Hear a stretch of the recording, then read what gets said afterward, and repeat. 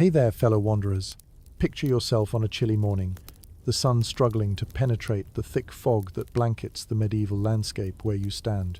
The damp earth sticks to your worn boots as you trudge along a narrow path, flanked by leafless trees whose limbs reach out like gnarled fingers. The air is sharp, a mixture of smoke from distant fires and the pungent odor of livestock that you can almost taste. This is no fairy tale. It's the harsh reality of medieval life, where you, as a tax collector, face a daunting and precarious existence. Your workday begins early not from eagerness, but because collecting taxes under these conditions demands every precious moment of daylight. With a satchel full of scrolls and ledgers slung over your shoulder, you prepare to face wary villagers and suspicious landlords.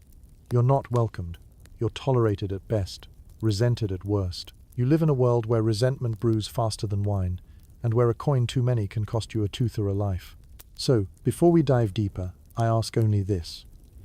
If this kind of raw, unvarnished truth speaks to you, click like, hit subscribe, and leave a trace of yourself in the comments. Tell me your city, your time, your state of mind. Now, dim the lights. Let the hum of your fan blend with the wind of centuries past. Let's begin. And remember, in medieval times, even survival was a luxury.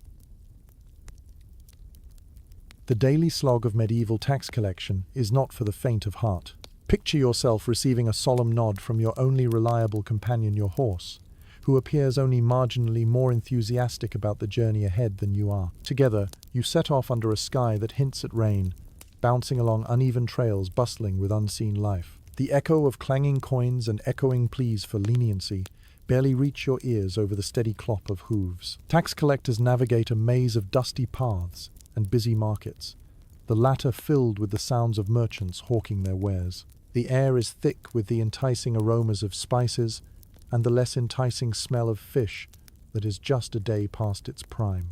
Your job, of course, is to pierce through all this noise and scent with the demanding voice of authority, collecting what is owed in the name of the crown or the local lord. But your role is more than just collecting coins and tallying debts. You are here to ensure that every villager contributes to the feudal system that binds society together. Over time, the burden of this responsibility grows heavier after all. Any uncollected tax reflects poorly on you. It's almost laughable when one considers all the minor baronial skirmishes and alliances you must navigate, noting which taxes apply to which territory. But laughter in such a job comes at the risk of appearing callous. So how do you fare each day, clad in your humble woolen cloak? Beneath its fabric lies a series of scroll-painstakingly handwritten records of debts and names of those who stare at you with a mix of suspicion and resignation. It's a necessary measure in an era devoid of typewriters or calculators. Historians still argue whether these handcrafted records were a testament to meticulous diligence or prime evidence of an overburdened bureaucracy. Your days wind through a mosaic of obligations that keep you darting from one parish to the next, meeting the faces of steeped dissatisfaction and weary compliance. The mild sarcasm that edges into your inner monologue isn't entirely unearned. When farmers implore you to reconsider this year's assessment, you can only offer a shrug of half-hearted commiseration. How can you explain to them that their needs are dwarfed by the endless layers of authority above, even if everyone from a minor duke to a lowly page claims their fair share? And so, your journey continues. The sun climbs higher, casting shadows that stretch and retract like the sands in an hourglass. At each new settlement, you tighten your belt, both literally and figuratively, preparing to face the next round of negotiations. The lords and the church demand their shares too, making your work a delicate balance, worthy of expert craftsmen. Occasionally, you learn small snippets of gossip that perhaps the miller's daughter is set to wed the young blacksmith, or that a supposed witch was spotted by the stream at midnight. These stories, often absurd and steeped in local superstition, form the fabric of your interactions as you try to coax coins from reluctant hands or penitent monks. Bribery and persuasion become tools of your trade, but so do patience and resolve. Collecting taxes isn't simply about demanding payment. It also involves subtle diplomacy. The mingled aroma of roasted turnips and pungent sweat paints the backdrop of tense negotiations as villagers grudgingly, sometimes resentfully, part with their hard-earned pennies. As you depart back down the rutted path, your satchel a little lighter due to coin and correspondingly heavier with their tails, your thoughts drift to distant homespun comforts. The whispers of the village fade into the tranquil hum of bees savoring fading remnants of summer blue, and thus you continue into the setting sun, knowing full well that tomorrow brings more of the same. Each village that disappears into twilight is a part of this taxing journey, where you move steadily forward, reminiscent of that time-tested medieval adage, "Time and tide wait for no man a tax collector," as you press onward with your day's journey. The complexity of the medieval taxation systems unfolds before you like an intricate map of obligations and dues. Each stone bridge and wooden gate you cross signifies the elaborate network of taxes ingrained in the fabric of medieval European life. It's your job to navigate these ancient systems with their bewildering variety of levies, from tithes to tolls, each designed to keep the wheels of this feudal system turning. Your understanding of these systems must be as acute as a smith's chisel, cutting through layers to discern what amounts are due and to whom. You find yourself in a world where kingdoms rise and fall on the whims of taxation. Here, knowledge of tax codes is as essential as the keen blade of a knight. Consider the tithe, a tax that is both spiritual and secular, demanding a tenth of a village's produce to support the local church. It is a sacred duty enveloped in layers of folklore and reverence. As the collector, you are caught between heavenly sanction and earthly necessity, ensuring that the church's coffers remain full while farmers struggle with a poor harvest. It's a curious mix of the divine and mundane that reminds you of the crooked paths you tread each day. The variety doesn't stop at tithes. There are also hearth taxes to collect, along with bridge tolls, market taxes, and more nuisances with names that rustle as whimsically as autumn leaves. Many of these charges are imposed to fund local infrastructure or pay for the petty disputes between lords. Each is a small but vital piece in the game of medieval economy. You stride through bustling market squares where fee collectors stand watch, shadows blending with the tired remnants of the day's commerce. Here, traders hover over their stalls, wary of profit margin erosion by your steady hand. They attempt to hide underpricing or ply you with their finest wares in hopes of gaining an ally. It's an amusing dance, but one that you must handle with finesse. The toll roads you manage also stir things up.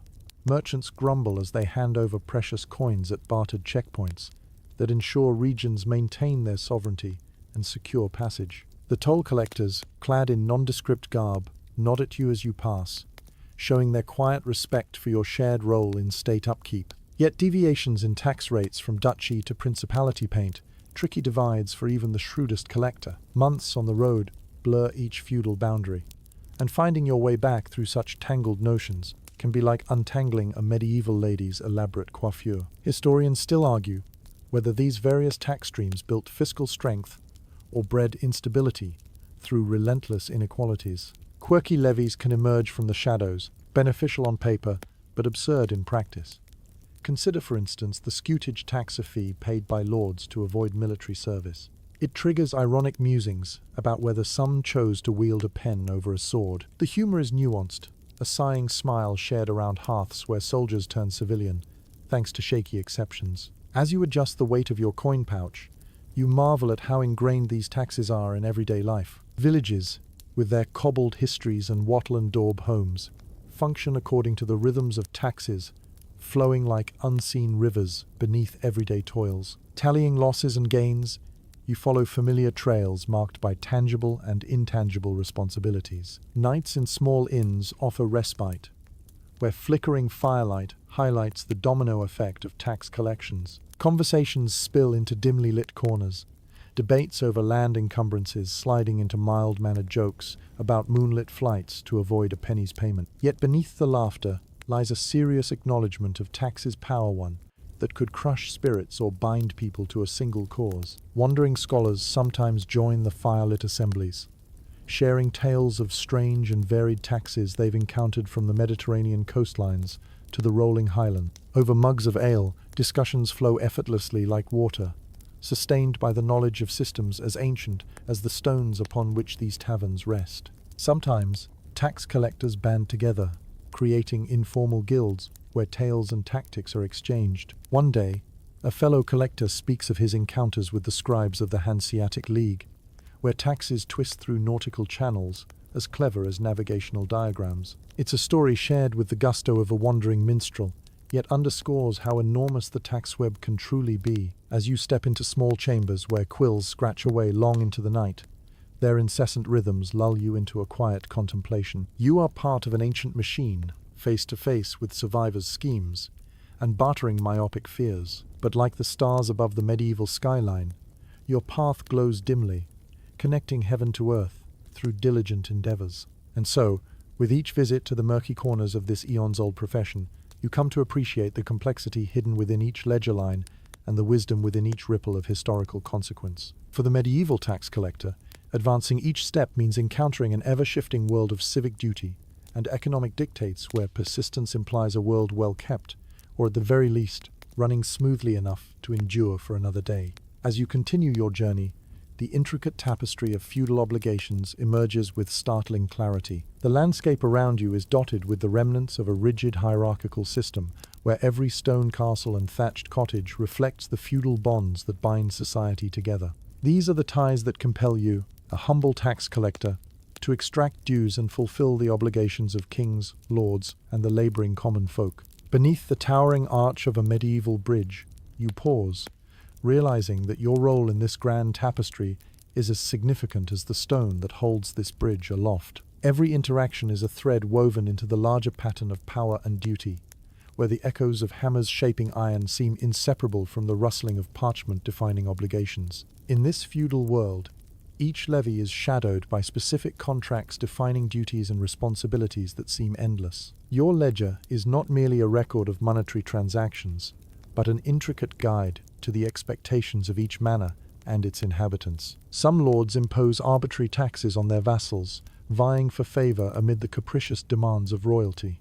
To collect from them, you must engage in careful diplomacy, balancing authority with tact. The feudal contracts vary from county to duchy, and your job demands an understanding of each subtlety.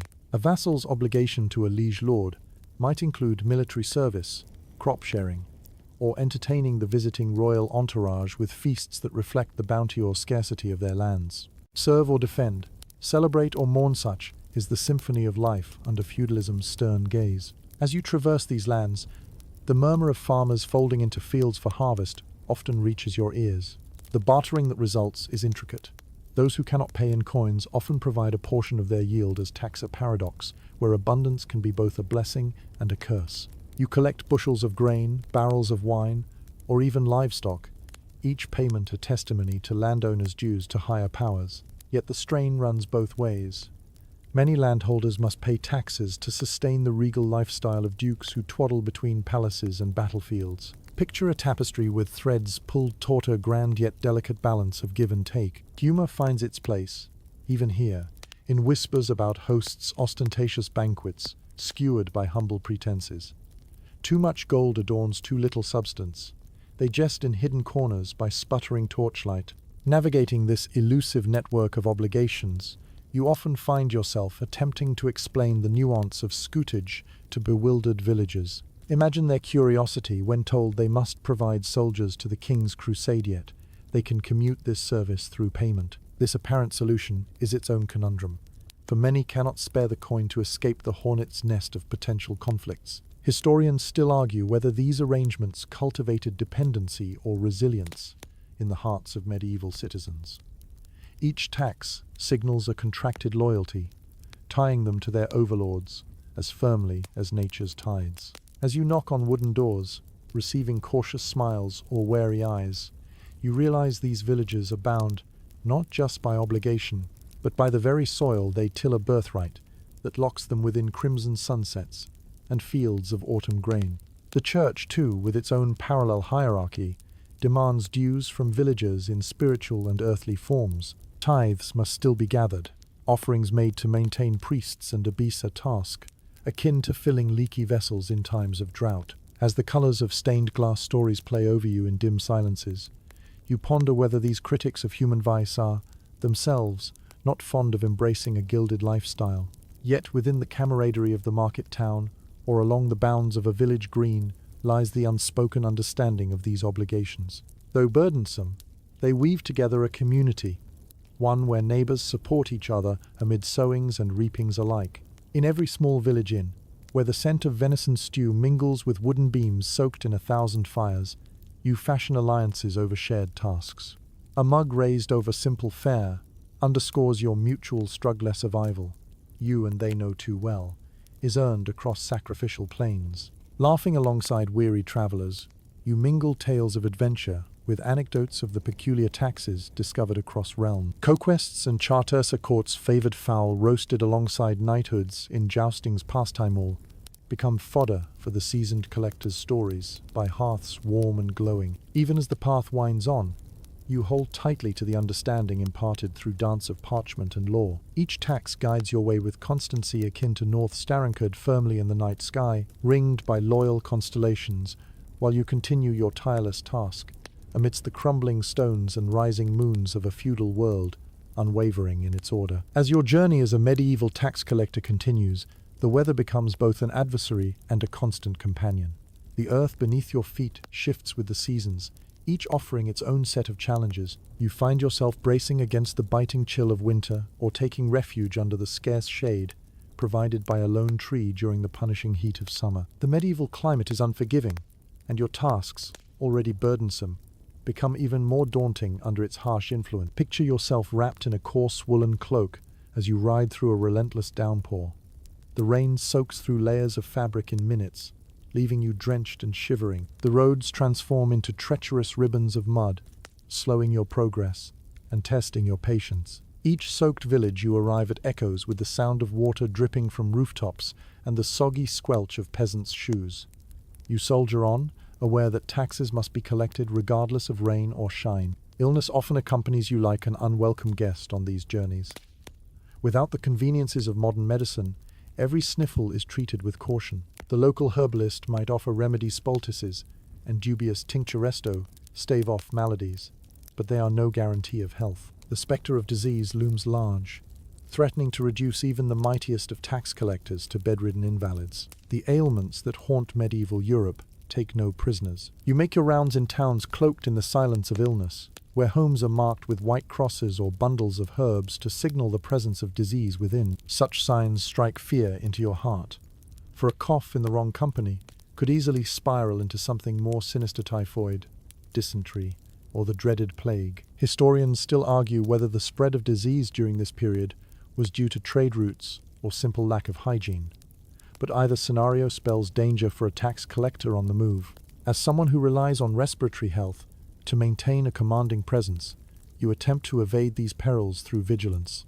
It's not uncommon for negotiations to occur just beyond a safe step from front doors, avoiding tightly packed confines where disease festers. Through curtly exchanged greetings and coins counted with gloved hands, you engage your duty at necessary distances. Despite nature's adversity, there are rare moments when you find solace.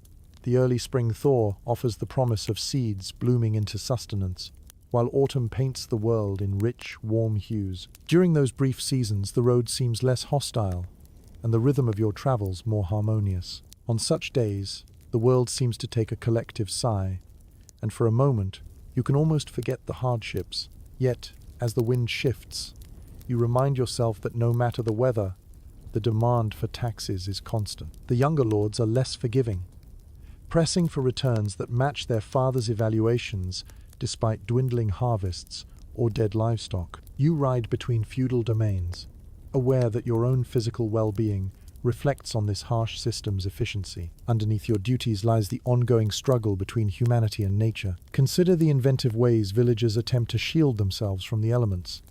The smoky scents of peat fires mingling with the splashes of rain on clay tiles, each comfort transforming survival from a mere concept to a daily reality. Chuckling softly, you reflect on stories heard along the way, tales of miraculous cures and divine interventions. There's a particular tale of a saint's relic that promises protection from every illness. A mere touch would bring health to the ailing. Whether such stories are true does not preoccupy your thoughts. There's comfort found in knowing that, although medieval life hangs by a precarious thread, hope flutters tirelessly like the banners you see flanking castle walls. In the evenings, as you nestle by the hearth of an inn, the walls around you keep the howling winds at bay. Here, the flickering shadows dance to the crackling fire, while conversations buoy above the cold draughts sneaking through wooden slats. The tavern becomes an anchor in a sea of change, a sanctuary where you regain strength to continue your work day after day. You find camaraderie with other traveler traders, knights, and fellow tax collectors who all have their own battles against nature. Over shared mugs of cider, stories abound, and laughter becomes the best remedy against the weariness that the elements bestow upon the itinerant. Together, you stand on the cusp of resilience, a community bound by shared struggles against time's relentless march. And so, with each sunrise cracking through night's veil, you mount your horse and ride once more into the unknown. You are both protector and participant in an ancient dance to gather and provide to endure and survive. In the grand scheme of the medieval world, dominated by shadows cast not only by feudal towers, but also by fickle skies, your journey continues beneath the ever-changing canvas of weather and wellness. Your path now leads through territories where the landscape is not the only challenge you face. Beneath the hardy smiles and perfunctory bows lies resentment, simmering among peasants and nobility alike. As a tax collector, you are acutely aware of the undercurrents of discontent that flow through these communities, ready to surge to the surface at the slightest provocation. Peasants often view you as the physical embodiment of their burdens, a figurehead for the faceless authority that demands so much and gives little in return. As you approach a village, the air is thick with the scent of freshly tilled soil mixed with the sour undertone of animosity. Farmers working in the fields pause to observe your arrival. Their gaze is a mixture of curiosity and veiled hostility. Here you must tread carefully.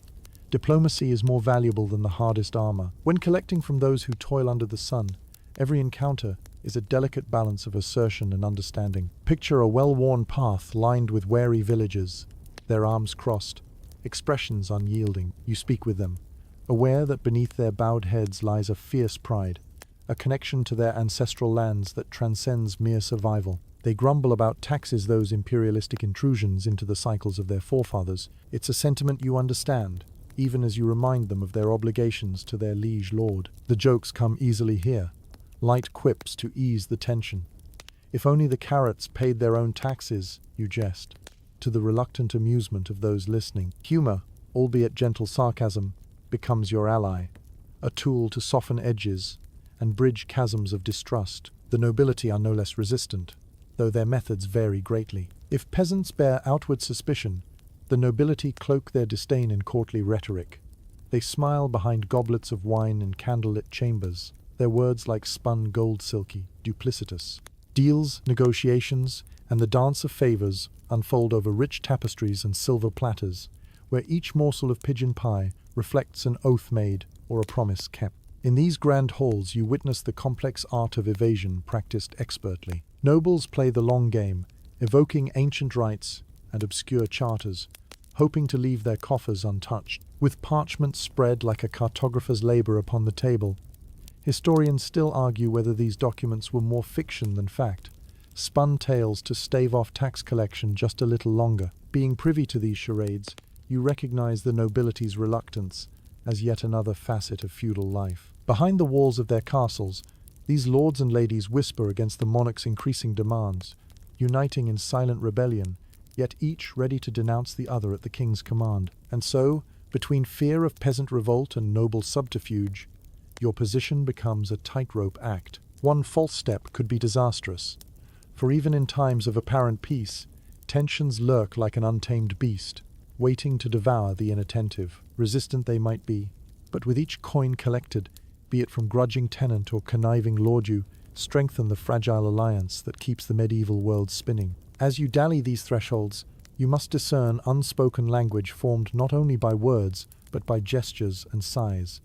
Even tales passed around the fire signal, the deeply rooted desire to buck against perceived injustices. Whispers of rebellion, too, are shared, sewed sometimes among tangled bedtime stories told to village children whose eyes widen at tales of recent uprisings. Defiant murmurs speak of taxation as oppression, kindling that smoulders, threatening to ignite if stoked too fiercely. Each collection journey feels taut with the potential to catalyze unrest. You retreat to memories of your own small victories, where strained negotiations end in clasped hands and nodded agreements, proof that not all resentments are insurmountable. Your presence, too, is tolerated, not loved, forever noticed. And when dusk settles, you wonder if one day the king's demands will stretch villagers too thin, causing empty fields to lie fallow, and remaining peasants to speak of you, not with reserved exasperation, but with resolute indignation. Yet, as you gather your belongings and mount your horse beneath the grey sky, you take solace in knowing you play a vital role in maintaining civil order. Every inch demands awareness and wit. As you pass through villages both oppugned and accepting, familiar becomes anew. Ultimately, your resilience and competence ensure that despite their reluctance to pay, the villages remain whole. Here, between these milestones, unfolds the quiet drama of medieval livelihood, a contest of willpower and adaptation that ensures day follows night in this feudal arena. As the path unwinds beneath your horse's hooves, you ride on, an observer and participant in the enduring dance of survival and resistance. As you continue your journey through the medieval landscape, the importance of record-keeping becomes increasingly apparent. It's more than just a necessity. It's an art form, albeit one that offers little glamour and much tedium. A well-kept ledger is your compass and guide, a map of transactions, promises, and debts that must be as meticulously maintained as a knight's armor before battle. In the dim light of your tavern room, where the smoke from the hearth swirls softly in the air, you unroll the scrolls and parchments that accompany your travels. Quills and inkpots are your tools, and you wield them with as much precision as any knight armed with a sword. The sound of scratching quills punctuates the silence. Each stroke a letter, each letter a word that contributes to the vast tapestry of medieval commerce. Without the convenience of modern technology, each entry requires deliberation and concentration. Your ink-stained fingers dance across the page, capturing the essence of a transaction in detailed notations, a testament to exchanges that seem almost ephemeral in the grand scheme of things. Here lies the careful accounting of lives, crops owed, coins promised, even chickens that cluck in protest at their part in these exchanges. The quirkiness of record-keeping is highlighted when you occasionally stumble upon unexpected notation-stiny sketches or marginalia added by scribes with their own mischievous tendencies. It's amusing to find a crude sketch of a merchant's donkey or a caricature of a particularly obstinate tax evader buried among the lists of wheat and barley. These hidden gems bring humor to an otherwise dry task, a light-hearted reminder of the personalities that compose the medieval world. Yet, humor aside, your records are serious business. Each scroll bears witness to human endeavor, from a great lord's booming estates to a modest farmer's meager plot. You understand that a missed jot here or an overlooked numeral there could spell disaster, not just for yourself, but for the intricate web of economic ties you oversee. It is a weighty responsibility, one never far from your mind as you tally each debt and credit meticulously. The burden of these records extends beyond mere documentation. You are the arbiter of decisions that could spark agreement or dissent. Historians still argue whether record-keeping in the medieval period was more about control than clarity, a way for the ruling classes to maintain hegemony over their subordinates. With each entry, you maintain not just accounts but society's order itself, a custodian of continuity amid the chaos. And yet, it's not always easy to manage these documents. The parchments are fragile things, vulnerable to the damp, the mice, or even the accidental drop of wine during a spirited evening at the inn. Safeguarding them requires constant vigilance. You are, after all, dealing with the fabric of livelihoods, stitched together with each entry. At times, the task seems Sisyphean, as you encounter villagers who view your scribbles with skepticism. To them, these marks mean little compared to the effort required to persuade them of their debts and dues. Beneath the lashes of hard stares or terse inquiries lays a wonder, perhaps even mystification at how these inked lines define their obligations. As you struggle to decipher the looping handwriting of your predecessor, half obscured by the undulating paper, you think back to those scribes who serve beyond parish walls. They toil under candlelight in monasteries where manuscripts are illuminated into vibrant life places, where words are revered just as a knight reveres their liege. Their artistry reflects a grander tradition to which you contribute your modest contribution, a network of documents that maps human endeavor above and beyond trade and finance. Records document lives.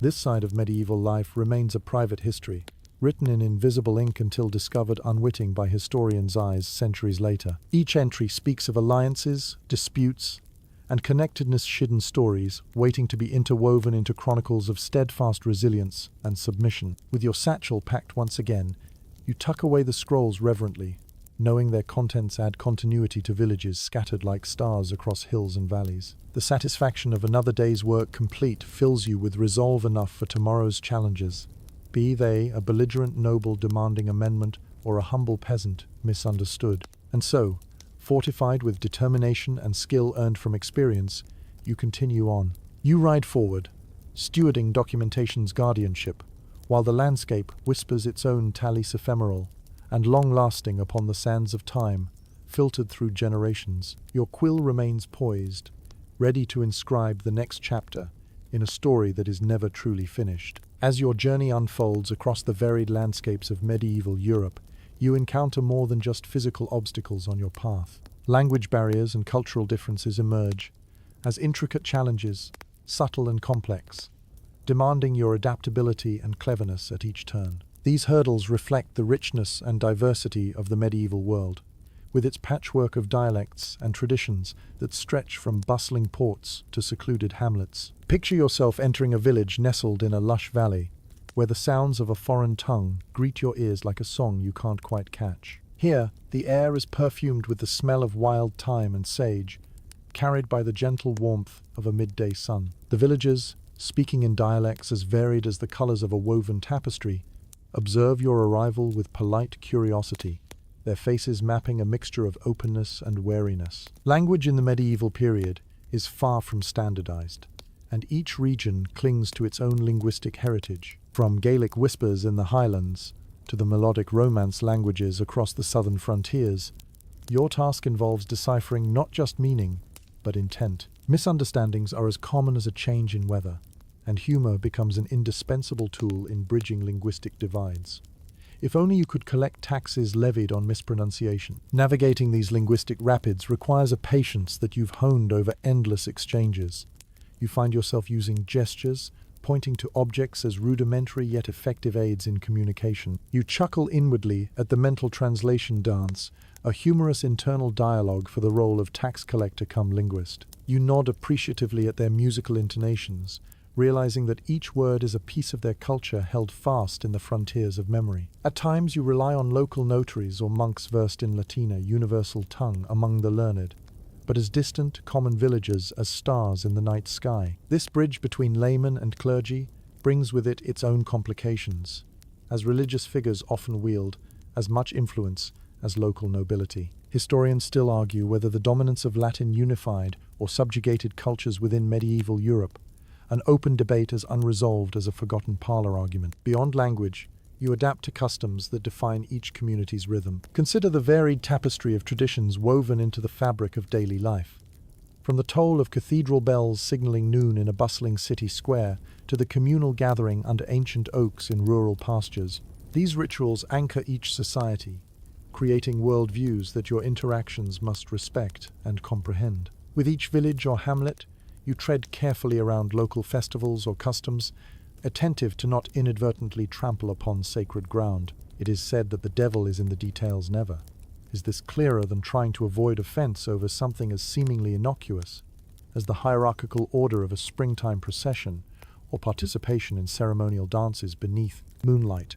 Curiously, these cultural exchanges enrich your journey. You watch, appreciating the joyful abandon of a harvest festival, where painted dancers whirl to the tempo of beating drums, or a solemn winter feast, offering camaraderie and warmth when skies stretch dull and cold. Such moments offer you glimpses into medieval life's depth, a counterbalance to the heavy responsibilities demanding you collect, even from those whose livelihoods you temporarily partake. You adapt, sometimes deviating from typical practices to accommodate unique requests, bartering for lessons in local folklore or receiving tokens of goodwill unwritten in any contract. On one occasion, you even exchange a portion of taxes for a carefully crafted story, deemed as valuable as currency, a narrative twined with magic and memory, offered to travelers by generations past. Though conversations often unfold as dances of guesswork, your empathy, a skill sharpened through interactions, allows you to hear what's unsaid, context wrapped in gesture, posture, and the lay of fields surrounding villages as palpable as their folklore. Each tale, intoned or sung over the sea of languages encountered, enriches your path while fewer borders throng. As the sun dips below the horizon, and you lodge in a stonemason's spare cottage or a poultry farmer's modest abode, you reflect on the lessons learned through diversity. Each dialect represents a bridge connecting past to present, listener to speaker, a point of contact woven into the medieval expanse. The languages unseen, yet heard, fill the star-filled skies with their stories, inviting you to listen and learn anew. Riding from hamlet to barony, from coast to castle, you take each challenge in stride. Across the vast map of medieval Europe, language and culture remain steadfast companions on your journey, a testament to your diligence and the unyielding heartbeat of a diverse world. And as the wheel turns again, your tools more than battlements and legisere, the stories and insights gleaned from diverse gardens, flourishing under time's careful watch. In the ongoing ritual of tax collection, the tools of your trade have become extensions of yourself, crafted with the same attention to detail as a master artisan at work. These tools, though simple and unadorned, bear the weight and history of countless transactions. In a world where practicality reigns supreme, each implement signifies a mastery over medieval bureaucracia, humble yet essential arsenal in your quest to maintain fiscal balance. Imagine your satchel, weathered by countless miles, holding the essential instruments vital to your role. The worn leather cradles your possessions, each with a story as rich as the lands you traverse. First, there is the quill, a finely cut feather that dances upon parchment, capturing the ebb and flow of commerce with the fluidity of ink. With practiced precision, you sharpen it regularly to maintain a smooth edge, utilizing skill passed down through generations of scribes who created a bridge between word and world. In tandem with your quill lies the ink pot, a small marvel of craftsmanship containing the liquescent lifeblood of record-keeping. The ink, often homemade using a mixture of oak galls, iron salts, and gum arabic, has seen transactions both large and small, a silent testament to the timelessness of economic endeavors. Each bottle is precious, a link to the ebb and flow of medieval trade routes, where raw materials eventually reach your hands through stories less documented than the rolls on which you write. Your parchments, too, are vital. They are sheaves of sheepskin, each piece carefully prepared to serve as the canvas of bureaucracy. Sourced from local tanneries, their surfaces are resilient, designed to withstand the rigors of travel, though never fully immune to the elements. As you unroll them, the texture is a familiar comfort, reminiscent of leathers worn by artisans and merchants, alike your allies in the dance of commerce. Then there's the abacus, a regal survivor among the clutter, its beads like sentinels sliding across the rods to calculate and confirm. Though a simple device, its use is an elegant prelude to the more mechanical efficiencies modernity would someday offer.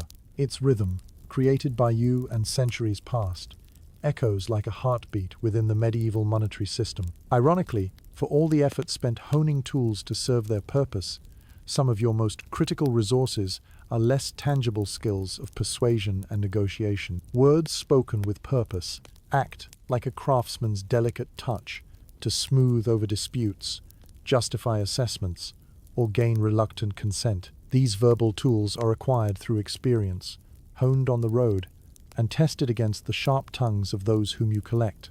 It is in these moments that you feel less a collector and more akin to a bard or a merchant, weaving stories to coax cooperation from those hardened by life's toil. The bag you carry strains against the added weight of coin-silver pennies, stamped with the faces of kings who rule from distant cities. They jingle lightly, yet speak volumes, a melody of wealth riding in rhythm against a makeshift traveler's march. Divvying, weighing, transferring each transaction crafts the framework of fills the silent void of toll roads and taxes through which you wander. For every shilling pressed into your palm, there's a pound's heft of duty.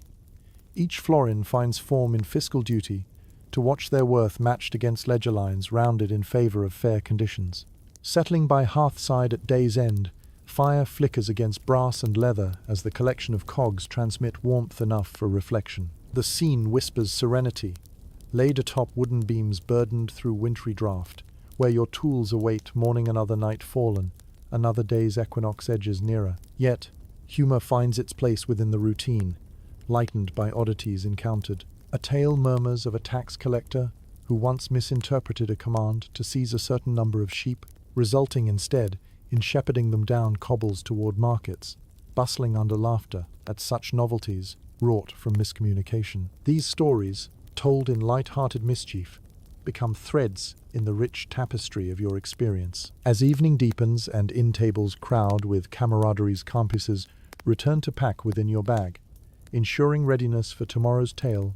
Writ upon parchment's palimpsest continue steadfast to your purpose, bidden by blades and quills run in tandem, stretching shadows long as stars ripple to guide travelers through eaves and towns, where shelter welcomes each. Through rugged passes, cobbled villages, and bustling towns, the tools at your disposal are as valuable as the relationships you forge. In an era of rudimentary luxuries, they stand as markers of a life committed to the grand medieval projector quiet framework, supporting the broader narrative of human enterprise. With them in hand, your path winds on, embracing each new challenge and story waiting just beyond the horizon. Your journey takes you along the medieval roads, haunts of both mundane routine and extraordinary peril.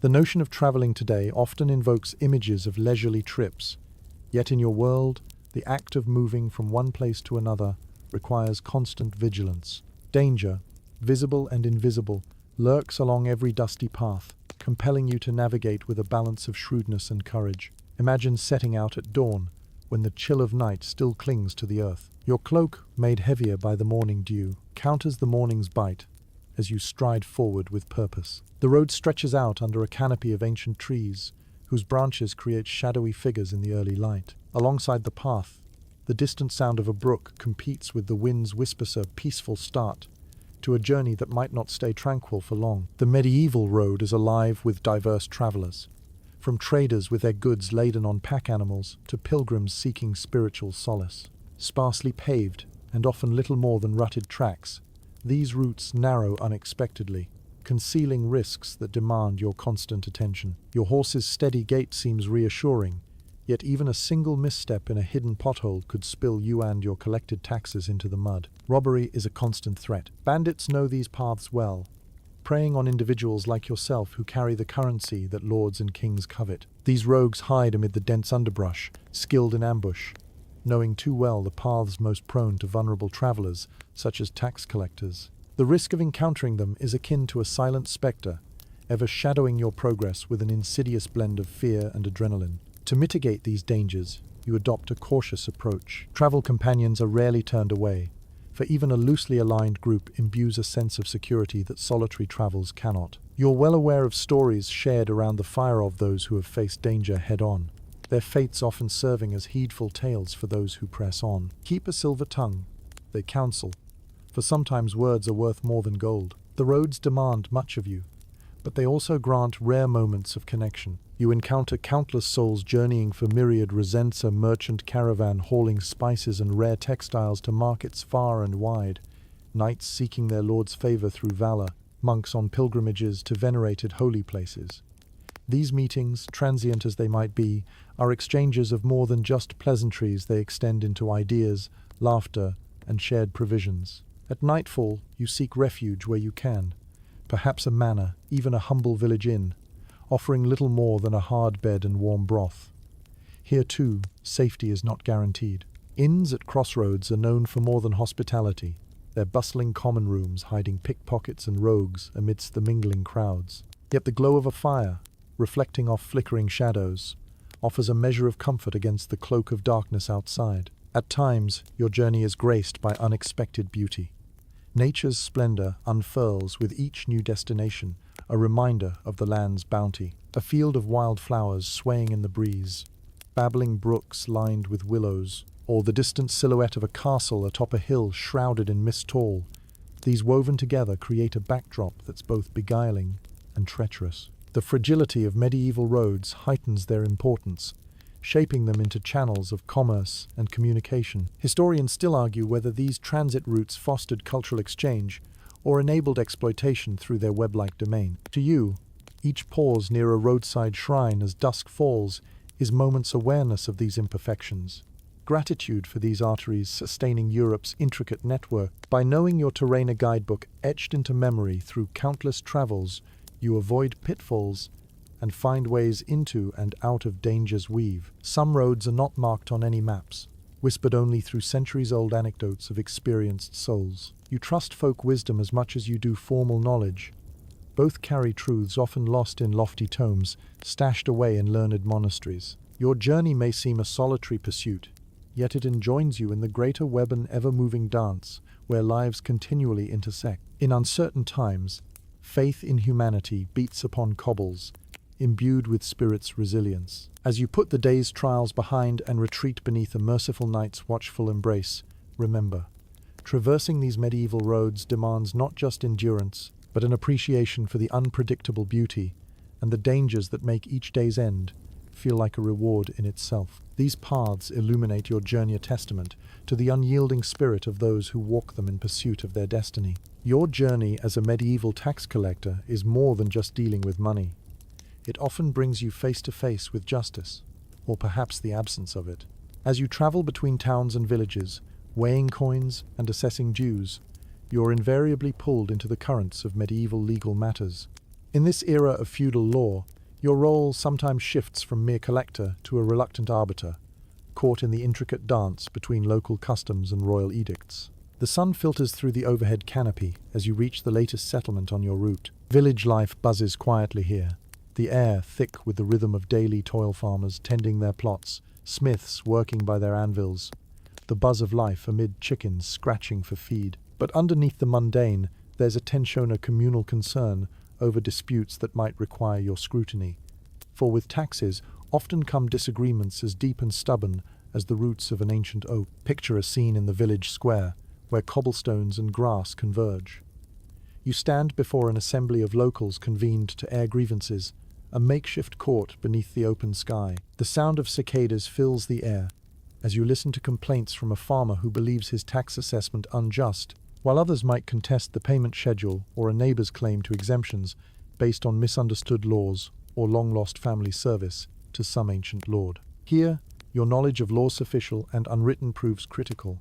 The balance of fairness teeters in your hands, influenced by precedents shared like folklore around hearths. You navigate a jurisprudential landscape where common law and custom intertwine into labyrinthine paths. Its storytelling enhanced by admin.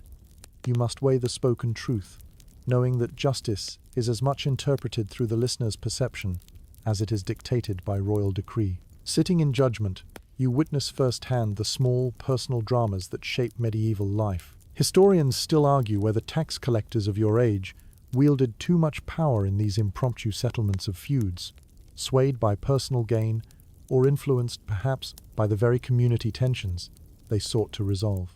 You remain acutely aware of the balance required, each verdict reflecting a salve or a scar upon the village's collective memory. There's a surprising depth in the community's intricate web of informal justice. Feudal lords, shire reeves, or village elders wield varying degrees of say, sometimes brought together to deliberate alongside your contribution. Legal disputes, whether over boundaries or wool weights, spill into these open forums like ripples breaking against stones, revealing the mechanisms or lack thereof that administer verdicts and verdicts anticipated.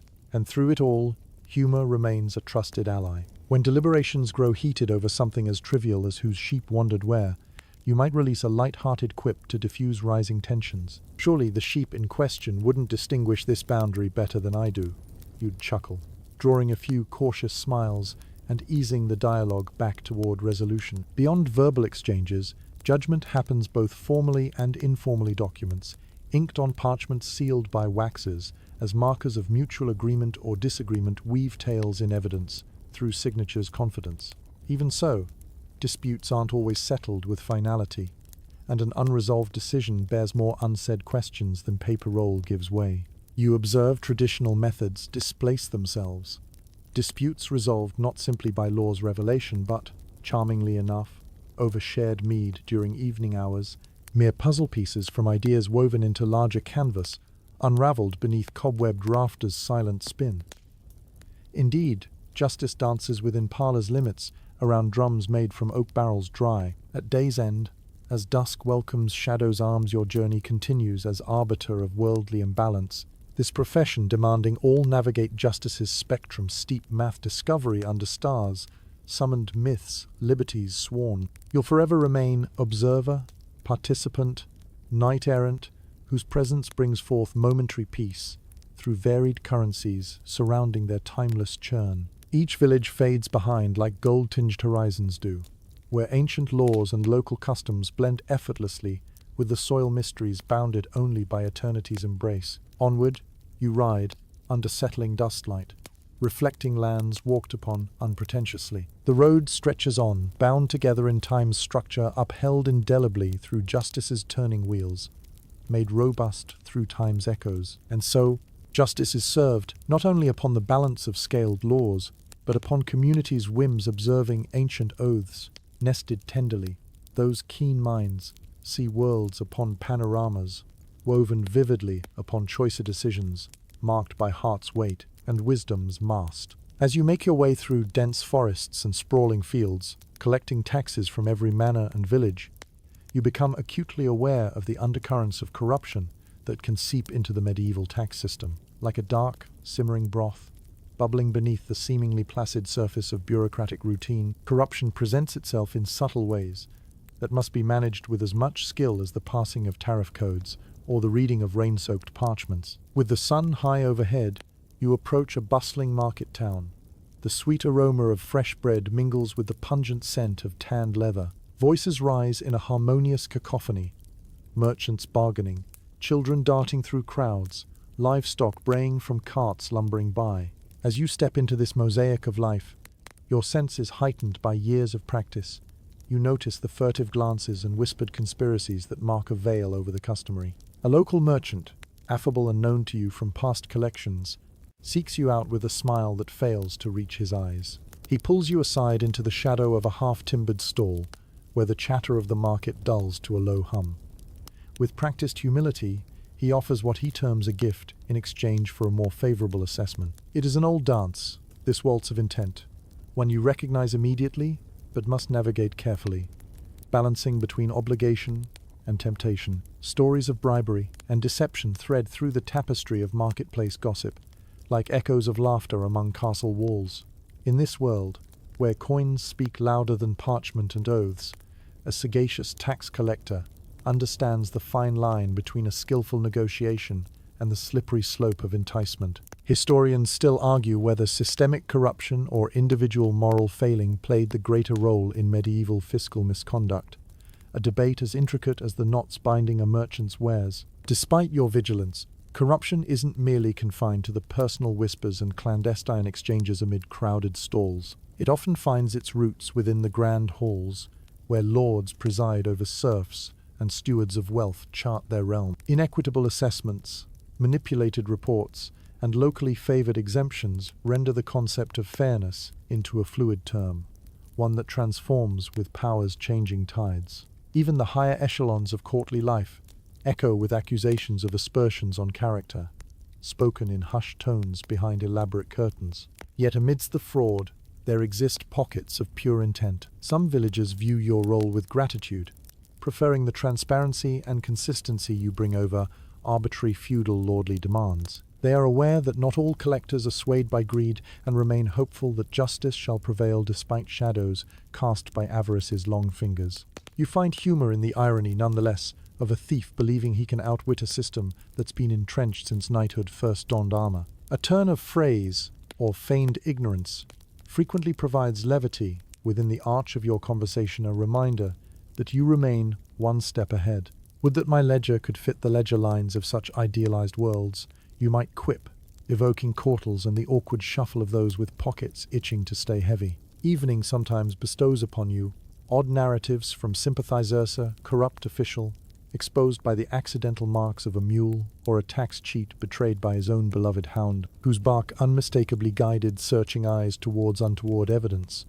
Such tales bring light-heartedness to fireside storytelling, despite carrying serious warnings beneath their surface charm. Corruption encases itself in layers, part of life woven clandestinely against pledges to lords and kings. Your awareness grows refined over years, soliciting truth peeling back deception's mask, like layers of an onion through careful queries asked, both direct and indirect. At the end of a jumbled day wrapped around the marketplace's chaos, you retire to the warmth of an inn. Resting your head atop rough bedding, you contemplate the enduring bond between honesty and charade.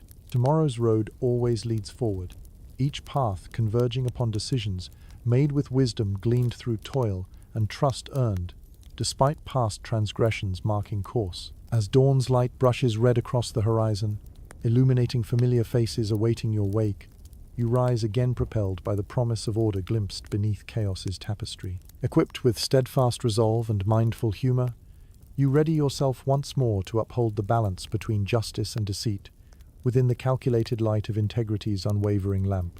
In this world, where valor and cunning coexist alongside valorous ideals, you maintain a watchful eye and an ear attuned to truth's whisper in the wind. For amidst the intrigue, only the wise mind steers the journey of the just. The role of a medieval tax collector is not without its hazards, and as you ride through the varied landscapes, there's an unmistakable shadow that accompanies your path, your own professional peril. While the task of collecting taxes is a necessary cog in the vast feudal machine, the risks associated with your position cannot be understated. From the ire of discontented peasants to the perilous whims of lords, displeased with their levies, you tread a fine line between duty and danger. As you journey toward a distant estate, the breeze carries with it the briny scent of the sea from miles beyond the rolling hills. It's a refreshing change from the dust-laden air of inland routes, but even the sea's embrace is tentative, just as uncertain as the reception that awaits you. Upon reaching the estate, you dismount from your horse, feeling the eyes of the household on you like gusts of wind. Their gazes hold a mix of fatigue, curiosity, and a glimmer of resentment. In this world, authority is both your shield and your burden, one that protects you, yet also sets you apart in isolation. The image of the tax collector, far from the swashbuckling hero of the knightly romances, remains fraught with danger. It's a role defined by an obligation to enforce laws that, while serving the realm's functional integrity, simultaneously invite the scorn of those from whom you collect. There are tales whispered in the dim glow of tavern fires, stories of collectors who faced violent ends at the hands of disgruntled payers. Historians still argue over the motivations behind these grim encounters, whether they arose from systemic outrage, individual vendettas, or acts of desperate survival. Each story tells of blades sharpened in anger and stones tossed from behind shadowed corners, shadows that grow long in the twilight of trust between state and subject. You tread carefully, conscious of every footfall on this potentially treacherous ground. Diplomacy serves as both sword and balmer laugh shared in the face of tension, or a friendly pat on the back diffuses growing hostility. With each coin collected, you acknowledge the precarious balance, the relief of fulfilling your duty counterbalanced by the knowledge that each transaction is a potential spark for conflict. Your vigilance remains constant, senses attuned to shifts in demeanor, much as the cautious traveler listens for a change in the tempo of the forest. Humor, though light-hearted, becomes your ally once more in these encounters, often diffusing trails of conflict like the gentle tide calming over sharp rock. Why, it's as if gold coins carry an artistry worthy of a king's ransom, you tease, through tense gestures toward his sheathed sword. The tension drops a notch, even if grudging smiles follow. Life as a tax collector requires eager attentiveness, unflinching resolve skills honed by every journey across domains of striking beauty and concealed treachery. Nestled beneath the carved throng of Norman castles, or atop bridges bypassing sluggish streams, echo with tales of families yearning to safeguard their scraped morsels upon one another's plates. Yet, your burden weighs no more heavily than it does on the stewards of law themselves' ledgers, detailed paths trod mystery's domain within time's veiled currents.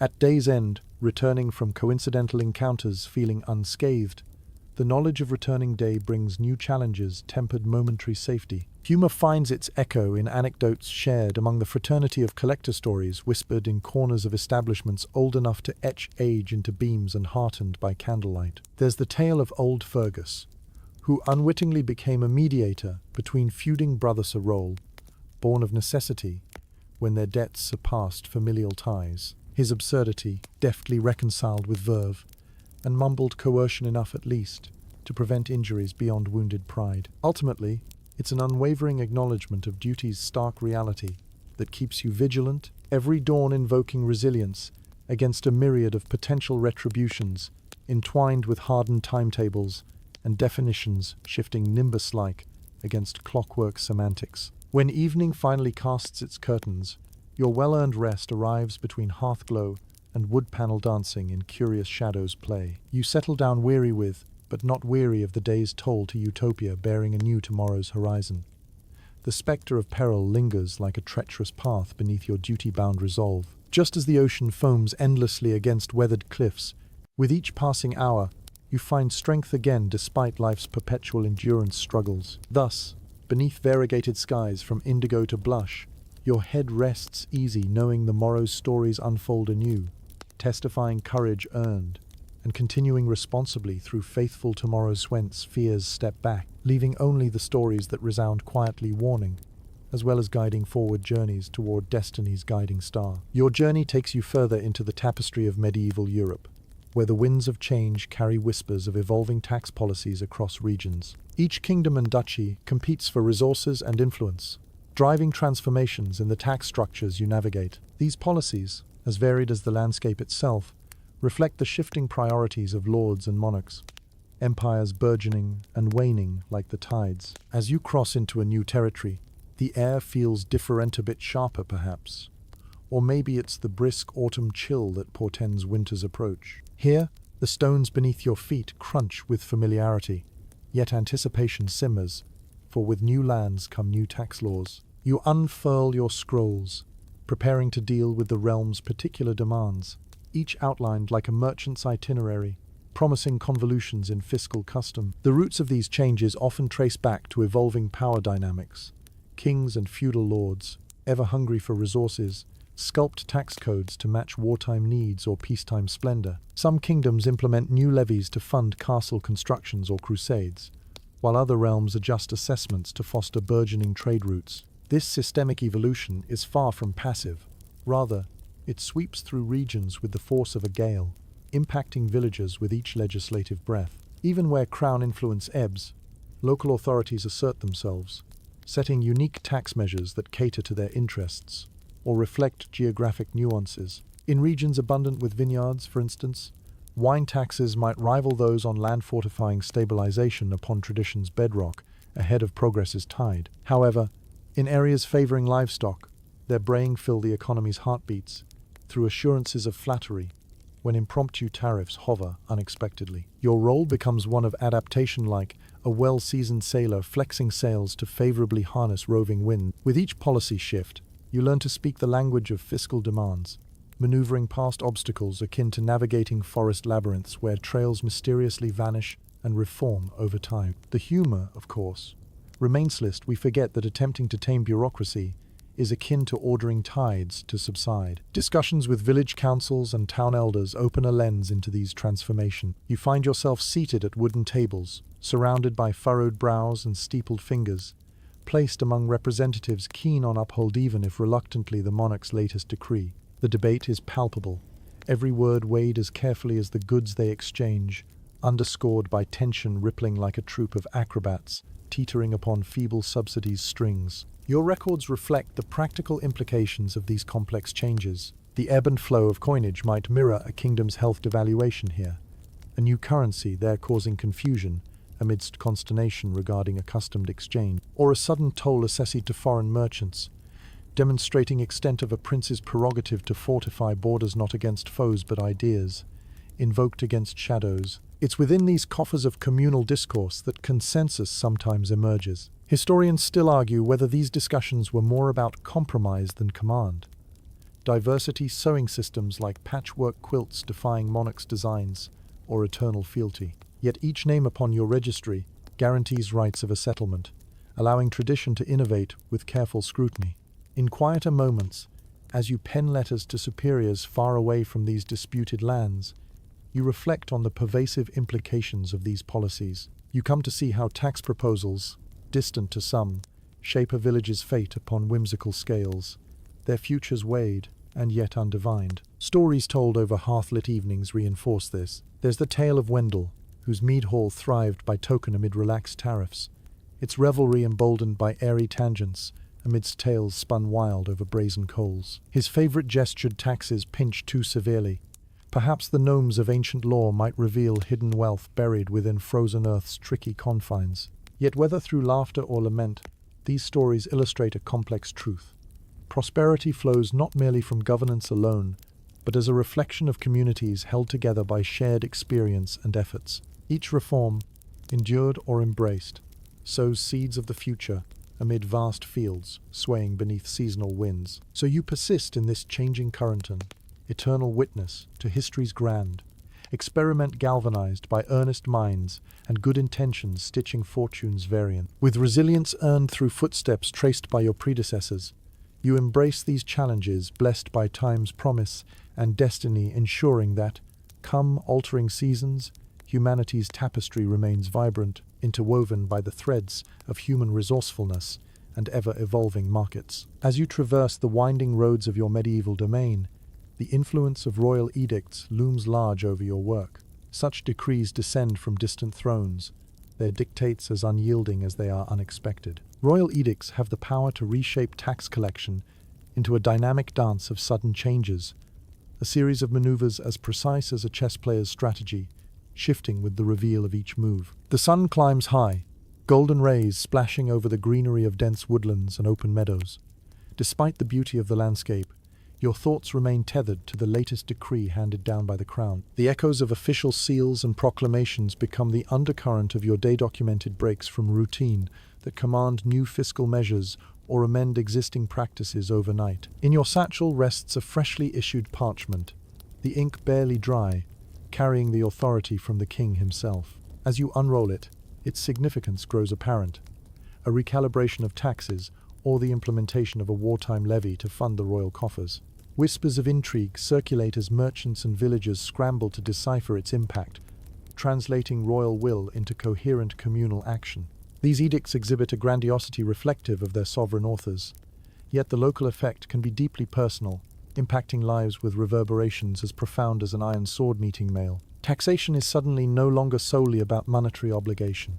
It transforms into a complex affair of loyalty and political maneuvering, the stakes elevated with each royal missive. Navigating this terrain requires a nimbleness born from experience. You move like a strategist on the front lines of bureaucracy, countering community pushback while ensuring compliance in a landscape that morphs with a single imperial command. The townsfolk rely on you, the bearer of official decrees, for clarity amidst the confusion that rides alongside regal authority. These changes are often marked by resistance, a testament to human nature's constancy, more than rebellion against authority itself. Villagers, already strained beneath oppression's ample, wonder whether these adjustments perpetuate justice or line the pockets of those ensconced behind castle walls. Some argue passionately, claiming such measures as burdens and threats to their meager livelihoods, yet in quieter corners, you might find understanding amidst resignation. Gatherings usually formalize their concerns of village assembly, summoned beneath creaking beams,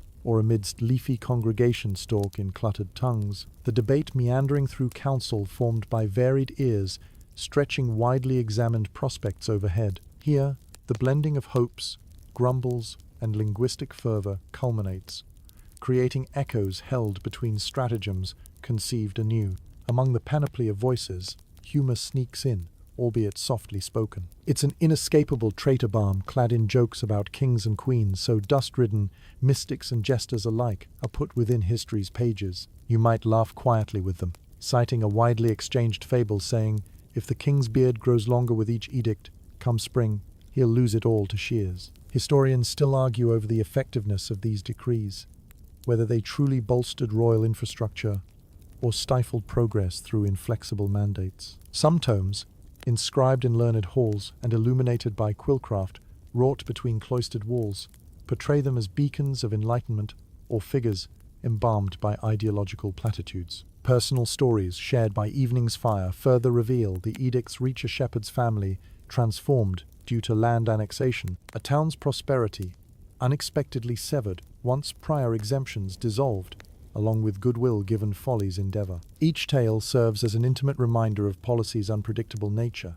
flowing like water beneath the surface of a river, too deep to fathom clearly from land. As you retire to that night's encampment, surrounded by birch woods and basking in twilight's softening glow, you consider these past days' ponderings, the stories between villages and the solitary nuances created offered upon each royal command. You marvel at the delicate interplay between power exercised through parchment and acceptance earned through community resilience, weaving tapestries spun with continuity despite tumultuous whirls dictating life's cycles often a scribe. Tomorrow awaits a new promising further decrees that could expand boundaries or refashion the rules, all within this evolving medieval landscape where once hidden paths now blossom brightly forward into myriad possibilities. And so you continue, ready for the historical tapestry evolving under your watch, guided by ambition's star, awaiting wayward purveyors' noble triumph saber oaths hailed. Emerging from one village to another, you undeniably carry with you a reputation that is both illustrious and infamous.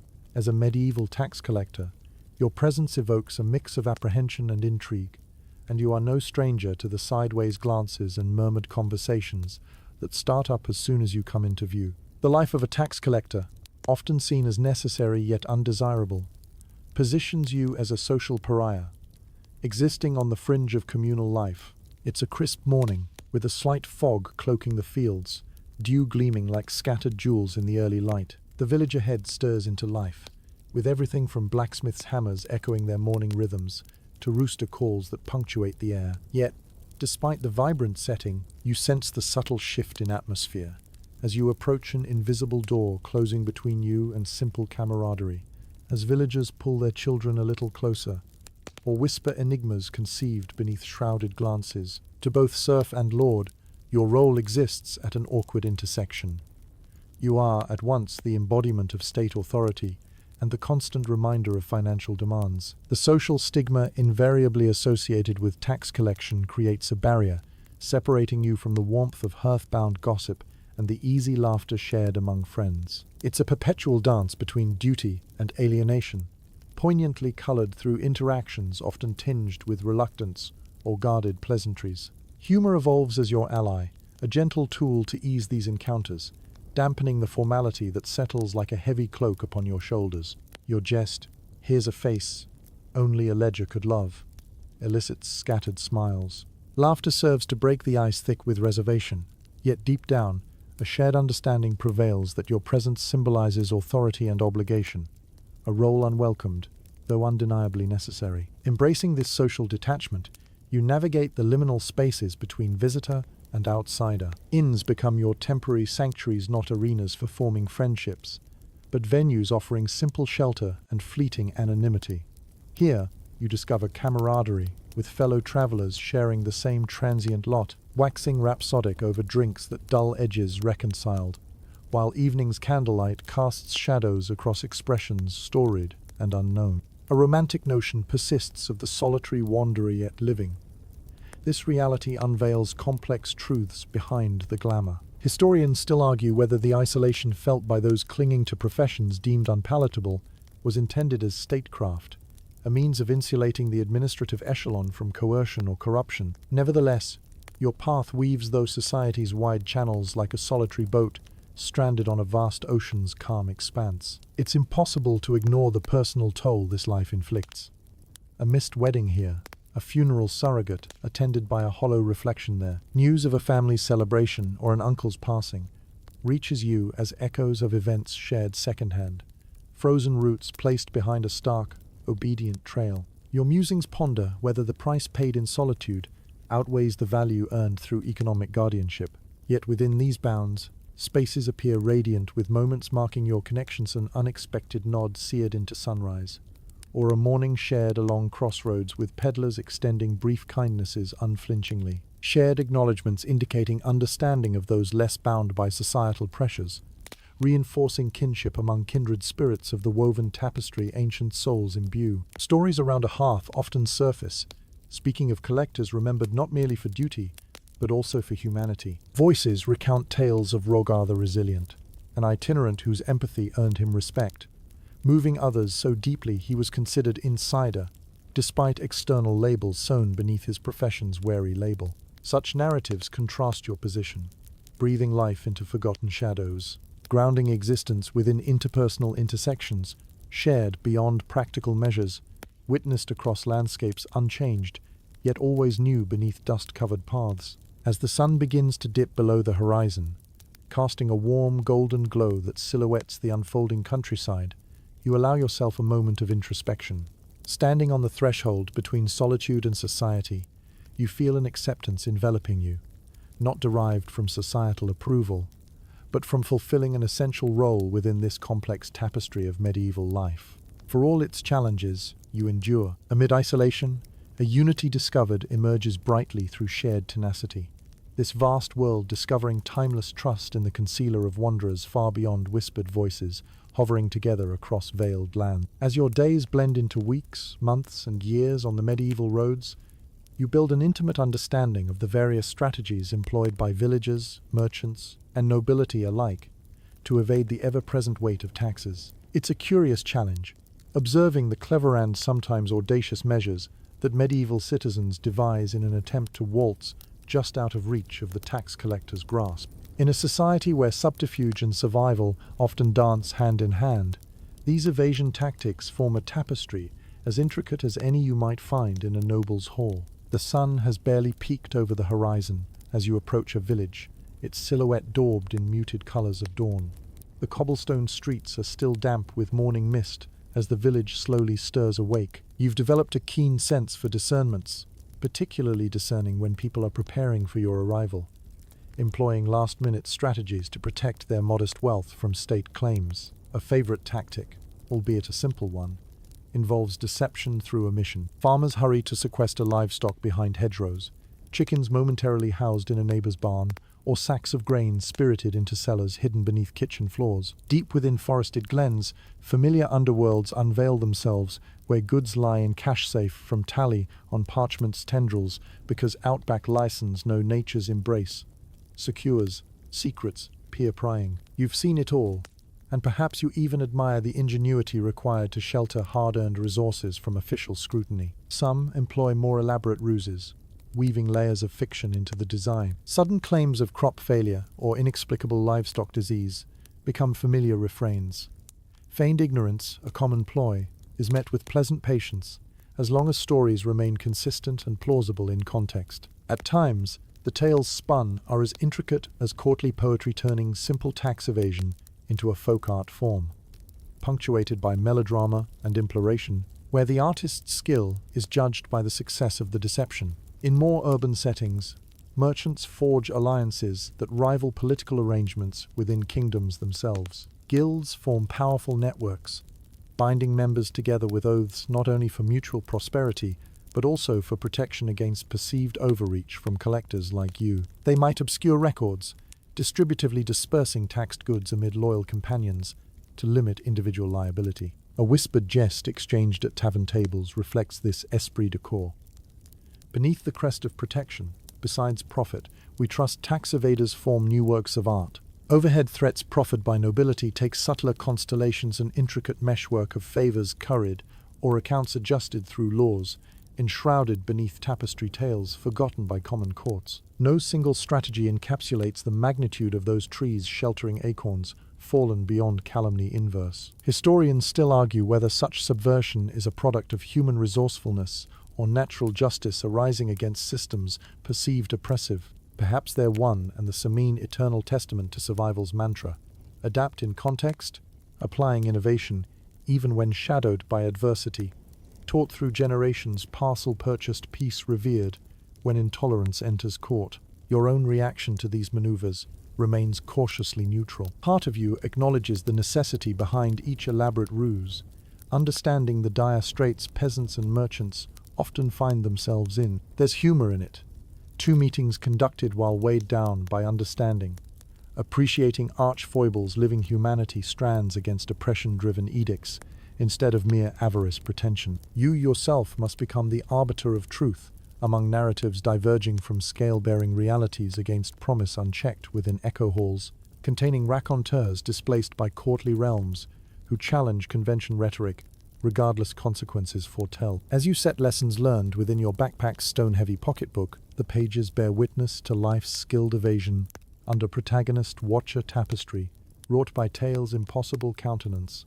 Shelf-bound volumes licorice comprehension shapes through histories beyond our grandest glue. Imaginine's aspiratoric gleam. Evening descends golden across umber-jeweled fields, fading horizon-wise, sculpting night spirits toward unknown vistas inside furrowed reflections built atop wisdom time-arranged wandering lands might offer. Just as ochre tomorrow clings tenaciously across gaps widened through humanity's skilled attempts, Match King's settled concessional enterprises, cloaked but enduring. As you make your rounds from estate to village, your role as a tax collector brings with it an extraordinary mantle of responsibility. On many occasions, it places you squarely in the crosshairs of a profound ethical dilemma, the tax collector's trilemma, where duty, compassion, and survival collide. These encounters test the very fabric of your identity, challenging what it means to be both an enforcer of societal order and a caretaker of its people. It is a bright afternoon when you find yourself standing at the edge of a modest farm. The sweet scent of drying hay and the earthy undertone of freshly tilled soil linger in the warm breeze. Before you, a farmer approaches, weathered by years of toil, yet animated by the spark of determination. Beside him stands his family, a silent testament to the stakes at play. The lines etched into their brows speak of anxieties formed from crops barely sufficient to meet their own needs, let alone satisfy the kingdom's insatiable demands. You stand as the embodiment of the monarch's will, yet face to face with the reality of the villager's struggle, it's impossible to ignore the stark decisions your ledger's figures contain. This confrontation is nothing new, and like oil seeping into water, it cannot be easily reconciled nor ignored.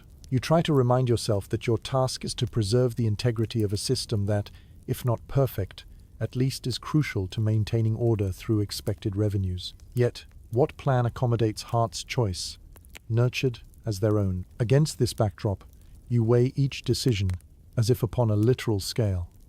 The merciful option is to reduce their tax burden, accounting for their scant resources and ensuring their family remains fed. On the other hand, the kingdom's debts, its fortifications for defense, and infrastructure improvements require funding that must come from somewhere. The shadow of civil discontent, already casting long upon the land, can be traced to inconsistencies in justice as much as substance denied. As you converse with the farmer, his words echo desolation wrapped in spirit. He speaks of failed harvests whether not kind, cattle yielding little milk, a child downed in sickness cured only through hours spent whittling keepsakes to pay a traveling healer. The guilt you feel leaves a sour taste in your mouth, yet humor tiptoes beside, light in form with jokes reversing context through humorless words floating off into empty skies once pierced by hope, now found sometimes bereft. Would that my coins bore the wisdom of Solomon, you say with a mirthless chuckle, trying to lighten the air while furrowing a brow.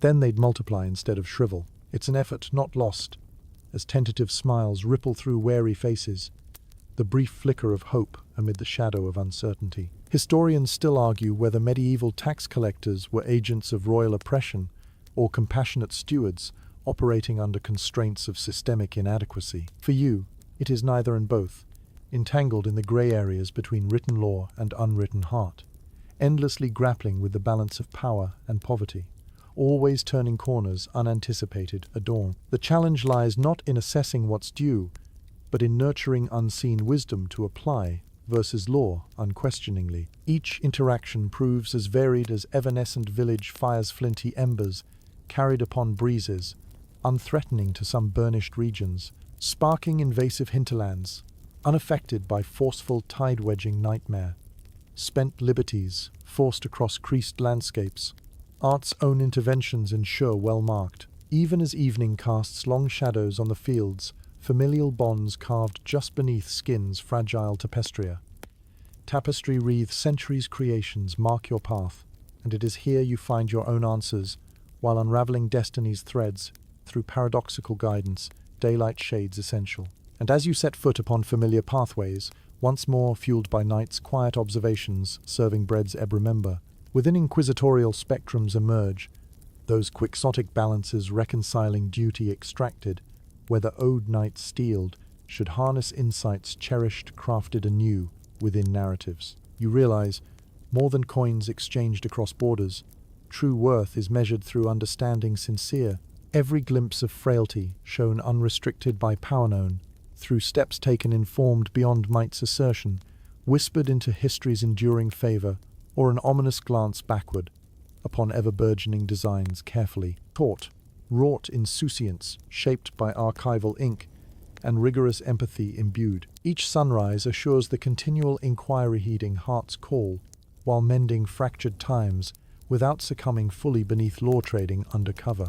And in this embrace, your journey lights the world, not tuxed as sentimentality, but brightened heralding offered hands clasped, adding strength to those beloved beside us at home. The rhythms of medieval life are punctuated by times of unrest, and as a tax collector, you find yourself navigating through not just the economic landscapes, but also the social upheavals that sometimes rise like dark storms on the horizon. Peasant revolts and uprisings are the inevitable earthquakes in the feudal structure, rumbling deep beneath the surface before erupting with a ferocity that challenges the status quo. The taxes you collect can be both the fuel and the spark for such agitations. It's an overcast morning when you start upon a well-worn trail leading to another village. The air is thick, presaging the possibility of rain, but there's more a palpable tension hangs suspended, weaving itself through the whispering trees. Word has reached you of unrest blossoming in nearby lands. Peasants stirring against oppressive levies they claim stifle not just their livelihoods, but also their spirits. The very earth beneath your feet feels alive with potential upheaval. As you reach the village, you note the subtle signs. A gathering of villagers here, hushed discussions that cease upon your approach, a visible bolstering of courage among those who face you. This is no ordinary day of collection. You enter into the heart of fervor, where emotions ripple like waves breaking against an unforgiving shore, a testament to grievances unrelieved, grievances now voiced through clenched fists and determined stares. The cause of such open defiance is multifaceted, but the connection between taxation and rebellion is both ancient and undeniable. These villagers have seen the fruits of their labor thinly stretched to appease the endless demands from lords and kings, only to find themselves perpetually on the edge of subsistence. Historians still argue whether such revolts were the cries of justice denied, or the inevitable eruption of festering discontent stoked by inequalities, yet whatever the cause, the ramifications echo through hallways of power and fields alike. Your role is fraught with complexity, placing you as both witness and participant in these societal shifts. Engaging with villagers emboldened by the hope of change demands more than skilled persuasion or bureaucratic finesse. This is where the lines drawn between official and human truly blur, where the stories of hardship transcend ledger's confines to implore empathy, appealing to the better angels of your nature. Every word exchanged becomes a negotiation of loyalty and survival, both personal and collective. Within this volatile environment, humor might seem far removed, yet it remains vital as ever, providing insight and nuance in otherwise precarious circumstances. But if we only taxed the rain for its persistence, we'd all be wealthy, you quip with a glint of wit, breaking the solemnity momentarily as laughter mingles with the patter of a distant drizzle starting to descend. Laughter proves infectious, bridging the chasm between agitator and agent, allowing for moments of levity amidst serious discourse that are carved upon history's visage in delicate, serene stroke. And what of those who lead these uprisings? Often they are figures of charisma and aspiration, seeking redress against what they view as blatant injustices perpetuated under the guise of order. They speak to crowds with fiery resolve, weaving rhetoric that resonates with the hearts and souls of the oppressed. In them you see a reflection, not merely as adversaries, but as kindred spirits engaged in the perpetual battle to define justice, a battle that transcends the simple lines of coin and parchment. As an outpouring of voices reaches its crescendo, discussions pivot towards solutions, resolutions that ensure preservation without dimming the light of aspiration. Pace by tempered pace, promises are exchanged, and terms articulated in dialogues, vested upon fidelity to ground solidarity solutions, born from collective understanding and mutual respect. The tales of these uprisings will live long in fireside discussions and written accounts, treasured narratives that depict not mere rebellion but pivotal moments in the tapestry of feudal life. They offer lessons in resilience and the strength found within community trees that eventually redefine the social contract binding lords to vassals in dialogues underpinned by earth's steadfastings, yet unseen shared convergences beyond mere ink impressions retained upon veritable lifetimes conducted under hushed stars. When the sun finally dips below the horizon, casting hues of ember across the landscape, The village again finds its rhythm, perhaps a tentative peace that lingers. As you ride on beneath the canopy of night, you carry forward not just the ample burden of collected dues, but also the weight of history in motion, a procession of moments where the voice of the common people rose like a tide against the currents of tradition. You remain a custodian of these tales, a traveler in a land reshaping itself through the bravery of those who dared to yearn for more, who sought balance within the dance of duty and dignity. You ride on, moved profoundly by courage tempered with understanding, and ever aware of your part in shaping the future's Coruscant array of harmonies, breathing life into lands unyielding, revealing truths recast within dawning light's earnest grace. Continuing on your journey, you find yourself delving deeper into the intersection of religion and taxation, a connection as profound as it is complex. The medieval world is suffused with spiritual belief, with the church holding sway over not just the hearts of men, but also their purses. As a tax collector, you navigate this sacred economy, where heavenly and earthly dues intertwine, creating a tapestry wherein devotion and obligation find themselves close companions. As dawn breaks, the first light glistens on the stained glass windows of a nearby abbey, casting a kaleidoscope of colors across the dewy grass. The air is rich with the scent of incense and echoes with the solemn chants of monks beginning their day in prayer. Religion is a palpable force here, not merely a matter of personal faith, but a societal structure with its own economic imperative tithes, offerings, and church taxes levied with a divine warrant, as unyielding as any secular edict. Your role brings you to the threshold of this powerful institution, recognizing that the church acts both as a beneficiary and an administrator of taxes, one of its many paradoxes. It collects tithes, traditionally 1/10 of a serf's produce, or earnings ostensibly to support the religious community, maintain sacred structures, and provide for the poor. These acts of charity contrast starkly with the grandeur of cathedrals, whose spires reach heavenward toward God, and whose construction relies heavily on the coffers filled by such levies. Engaging with ecclesiastical officials, you encounter a world of holy men, some pious and sincere, others more worldly in their pursuits. There's an unspoken understanding that the church's reach into the fiscal realm is as profound as its spiritual influence. Each interaction demands diplomatic finesse. You're not merely addressing clergy or monks, but representatives of an authority that claims celestial sanction. In fact, the church's influence extends deeply into the lands of every manor, often acting as both spiritual guide and economic overseer.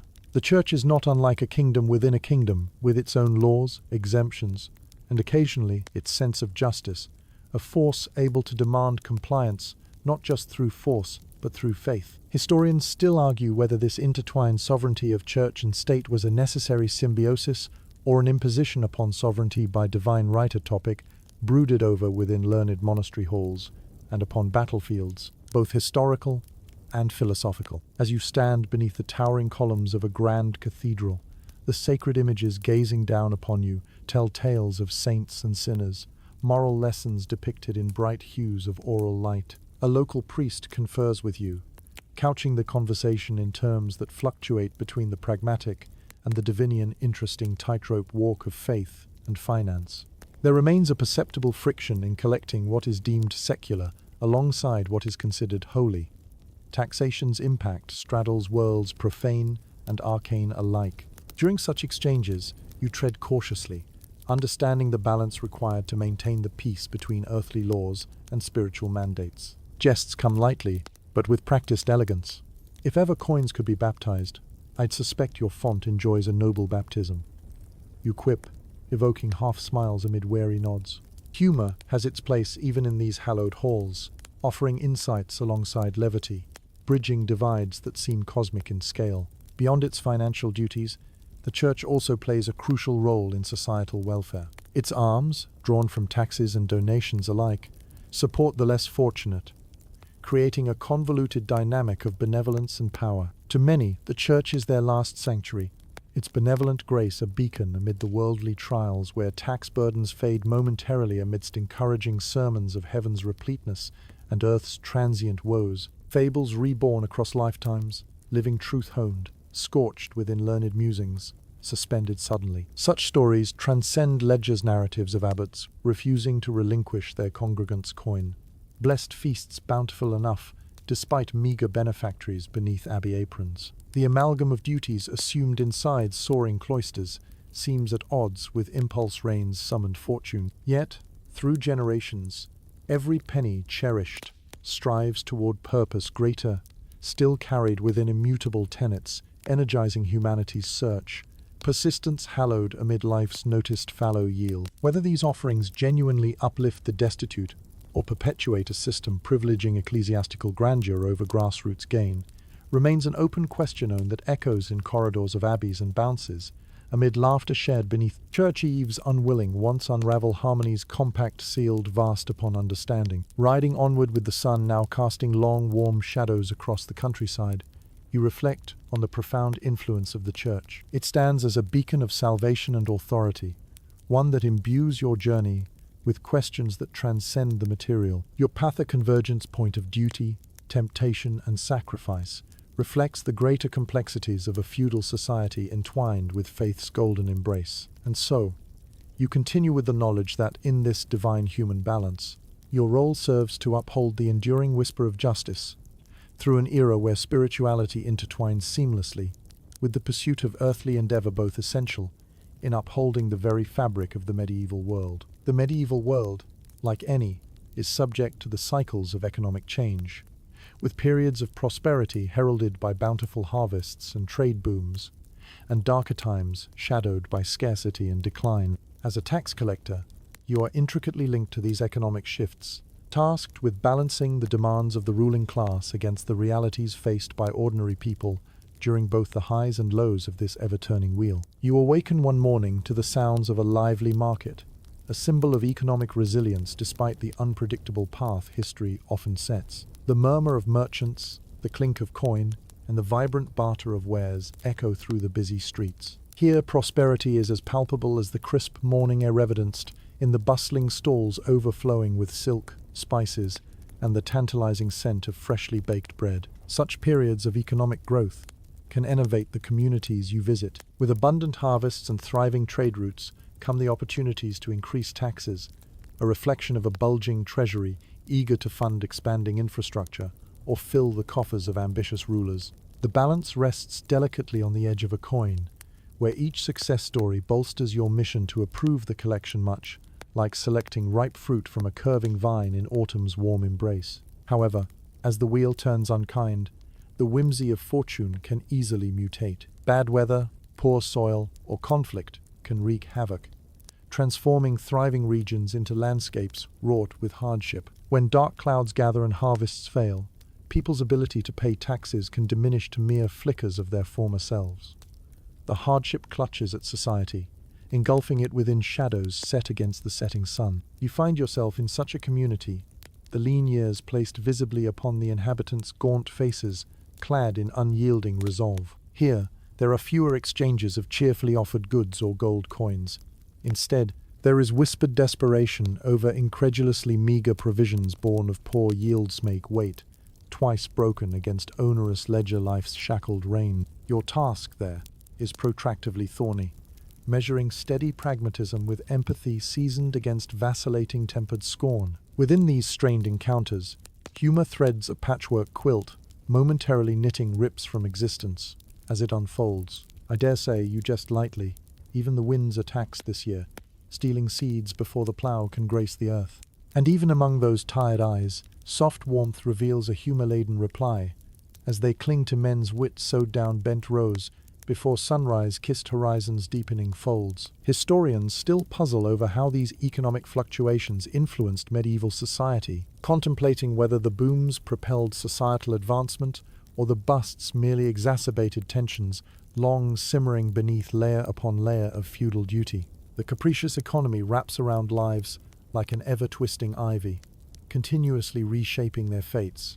In navigating the complex interplay between abundance and scarcity, you cannot ignore the ingenuity that survives despite adversity. The same villagers who survive lean times display an inventive resiliency, a devotion to their land, their craft, and their community. They borrow or barter with neighbors, relying on the time-tested solidarity that holds the medieval fabric together, even as individual threads give way. In evening moments of reflection, these tales of economic booms and busts remind you of stories told under towering cathedrals and humble cottages alike, tales of joyous feasts of fools following harvests of plenty, counterpointing hushed candlelit gatherings where villagers debate rationing winter hearths' diminishing glow. You realize your own role as intermediary, your responsibility to exercise leniency and encourage recuperative endeavors when dire necessity demands. And as the dusk settles in with the glow of a setting sun painting the horizon a rich tapestry of colors, you ride onwards through fields anon bereft,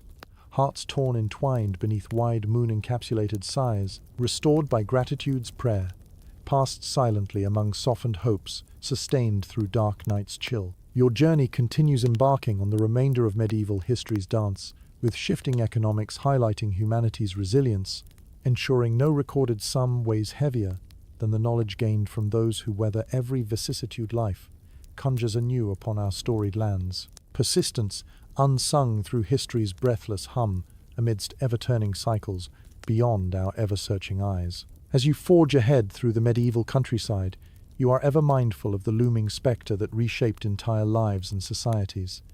The Black Death. Its shadow lingers still, a grim reminder of nature's capacity to upend human order with indiscriminate force. This plague, sweeping like a relentless tide, claimed souls across regions, leaving behind a transformed world and an indelible mark on the practice of tax collection, altering its course in ways both stark and subtle. It's morning as you journey closer to a once thriving village, now quiet in the early light. The air carries a stark stillness, broken only by the distant calls of crows and the rustle of leaves. The fields, once busy with the raucous noise of harvest, now stand eerily silent, echoing with memories of laborers who have vanished like the mist. As a tax collector, you step into this shifting landscape, aware that the familiar rituals of your role have become distorted by the shadows of mortality. In villages where the plague's grip remained tight, your encounters now unfold with a palpable sense of caution. Survivors approach with expressions drawn tight, each face a testament to the human endurance waged in the battle against unseen forces. For once, the collections of taxes become secondary to the stories the people share their loved ones lost, the heartbreak of empty homes, and the lingering fear that lingers in every whispered prayer. Historians still argue over the Black Death's long-term impact on medieval economies and societies, pondering whether its true legacy lies more in the devastation it wrought or the changes it spurred, debates that permeate both scholarly tomes and the whispered conversations at village gatherings. For you, this epoch is visible in the shifting landscape of responsibilities as communities struggle to heal, reassemble, and redefine their futures. Where once stood prosperous fields, there are now only swathes of wildflowers reclaiming the land. The effect is visible in your parchment ledgers, where empty names denote lives lost and productivity halved. The pool from which taxes can be drawn is diminished, and yet the demands from lords and kings remain fervently fixed. Navigate you must, this tender thread of compassion tempered with the requirements of your duty. The silver lining, which one must strain to see, is the birth of opportunity amidst adversity. Labor shortages shift the balance of power to the working class, granting them newfound leverage as towns attempt to recover. Wages rise as landowners vie to attract serfs, prompting a subtle renegotiation of relationships long defined by feudal tradition. Here lies the irony. From decay springs the seed of nascent change, a testament to the indomitable resilience of the human spirit. In conversations with villagers and landowners alike, you witness firsthand this new social dynamic. Funny, you might quip with a note of irony, even the plague couldn't keep peasants from discovering their worth. A wry observation that earns smirks of recognition among listeners who've witnessed fields shift from fields serving lords to subjects owning their footholds within society's frame alight. Moreover, religious institutions face crises of faith alongside their communities. As you engage with clergy members, both weary and resolved, their conversations carry the weight of loss and a fervent drive to reconcile divine providence with human suffering. Contributions to abbeys and churches, once stable channels for communal alms, now reflect diminishing returns, a shift necessitating reliance on divine entreaty alongside practical re-evaluation. Nevertheless, stories arise mirroring communities' drive for renewal against the wrath dissipating. Tales of neighborly kindness and communal resilience abound, illuminating threads woven through tapestry's hidden cornice prayers, unsaid, magnifying the relief brought to mourners' sacred afterlife, upon hearth's shadows, bearing testament impossible quiet. Versa shared indomitable essence, upheld solidarity transcending mortality through conduits reach, serendipitously carried, beyond loss encompassing life foundational passage. As the sun dips low, painting the skies in hues of twilight violet and orange, your path leads away from the haunted, hallowed ground through fields now quiet, stretching toward the distant horizon where renewal yet beckons brittle souls, defying fate cast within history's iron-wrought pathos arch. In this world, ever fluid with shadows entwined, you continue with understanding, enriched by echoes of the past, mindful of extinction's guise truly life's triumph, amid pestilence known beyond fleeting tomorrows, forging days far brighter than before, reknit anew cross-cloaked one life's partner in creation's crafted episodes. As you journey through the medieval landscape, the late Middle Ages come to life with signs of transformation, a metamorphosis that seems to echo the cycles of nature itself. The passage of time has brought with it changes that test both the landscape and the people, and as a tax collector, you are situated at the crossroads of this evolution. It is a period when the weight of tradition and the stirrings of modernity begin to intertwine, presaging shifts that will foreshadow the dawn of a new era. The sky is a brilliant blue, and a gentle breeze rustles through fields that are once more alive with the bustle of activity. The shroud of the Black Death is lifting, and there is a palpable renewed sense of hope in the air. Villages that had once been silent now hum with the vibrant thrum of recovery, slowly weaving back together the threads of community that had been frayed. In the midst of these changes, you find the tax systems also undergoing their own metamorphosis.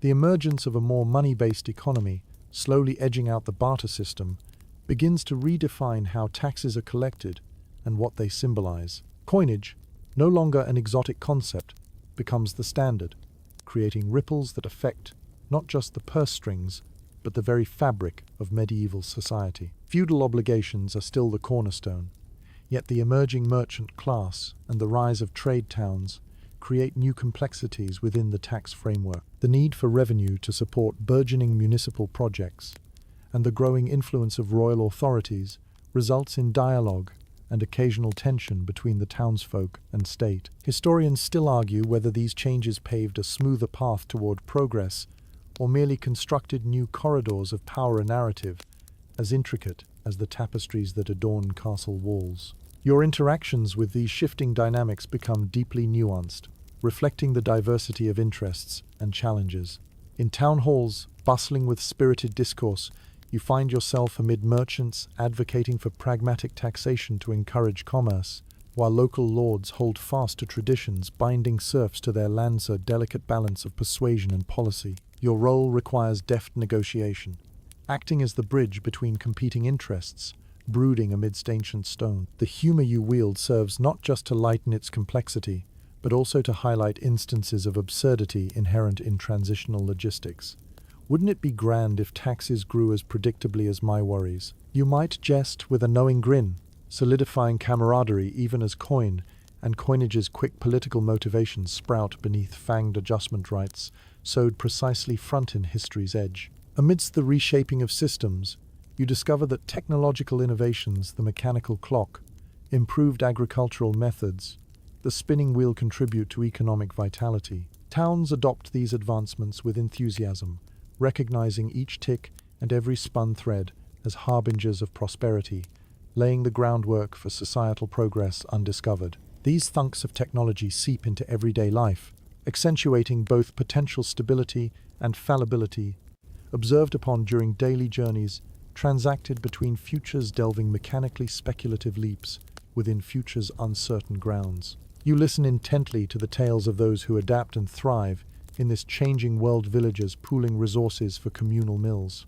traders who found their fortunes traveling new, safer roads, and artisans whose craft and entrepreneurship breathe new life into local economies. Each story contributes to a narrative of resilience and adaptation, meticulously traced through palimpsest pages, warranted through curiosity born changing perspectives, across horizons tomorrow, clinging timelessly skyward. At the close of day, with stars beginning their nightly vigil over a land in flux, you reflect on this transformation. The promise of a reorganized tax system echoes far beyond mere sums. It heralds a shift in allegiance from local allegiances to broader, more intricate networks. You ponder both the past domination of physical tolls and the emerging fiscal worldview, each encapsulating frictions balance, bridge paving governance civilizations anew, indirectly amidst this humbling contest played midst. Zoroastrian's tableau poised evolutionarily opportunity, designed upon. The winds of change continue to sculpt the late medieval world, a testament to the resilience and ingenuity of its people. Your journey persists, weaving through a landscape where each interaction and every coin exchanged contributes to the shaping of an age, striving toward the luminescence of Renaissance dawning on the horizon. In these moments, the role of tax collection becomes not merely a pragmatic necessity, but an integral stitch in history's ever-unfolding cloth serving, as an archivist documenting trails too splendid to ignore uniformly before history's resonant tableau, underscored by possibilities, starkly framed between new-winged, dreamt horizons, glaring prospects path. As your journey carries you through the varied landscapes of medieval Europe, you discover that the role you play in collecting taxes often extends beyond mere professional obligation. It is not uncommon for tax collection to become a family affair, weaving ties of kinship into the fabric of your duties. These familial bonds offer both fortification and complexity, adding warmth and tension to the rigorous path you tread.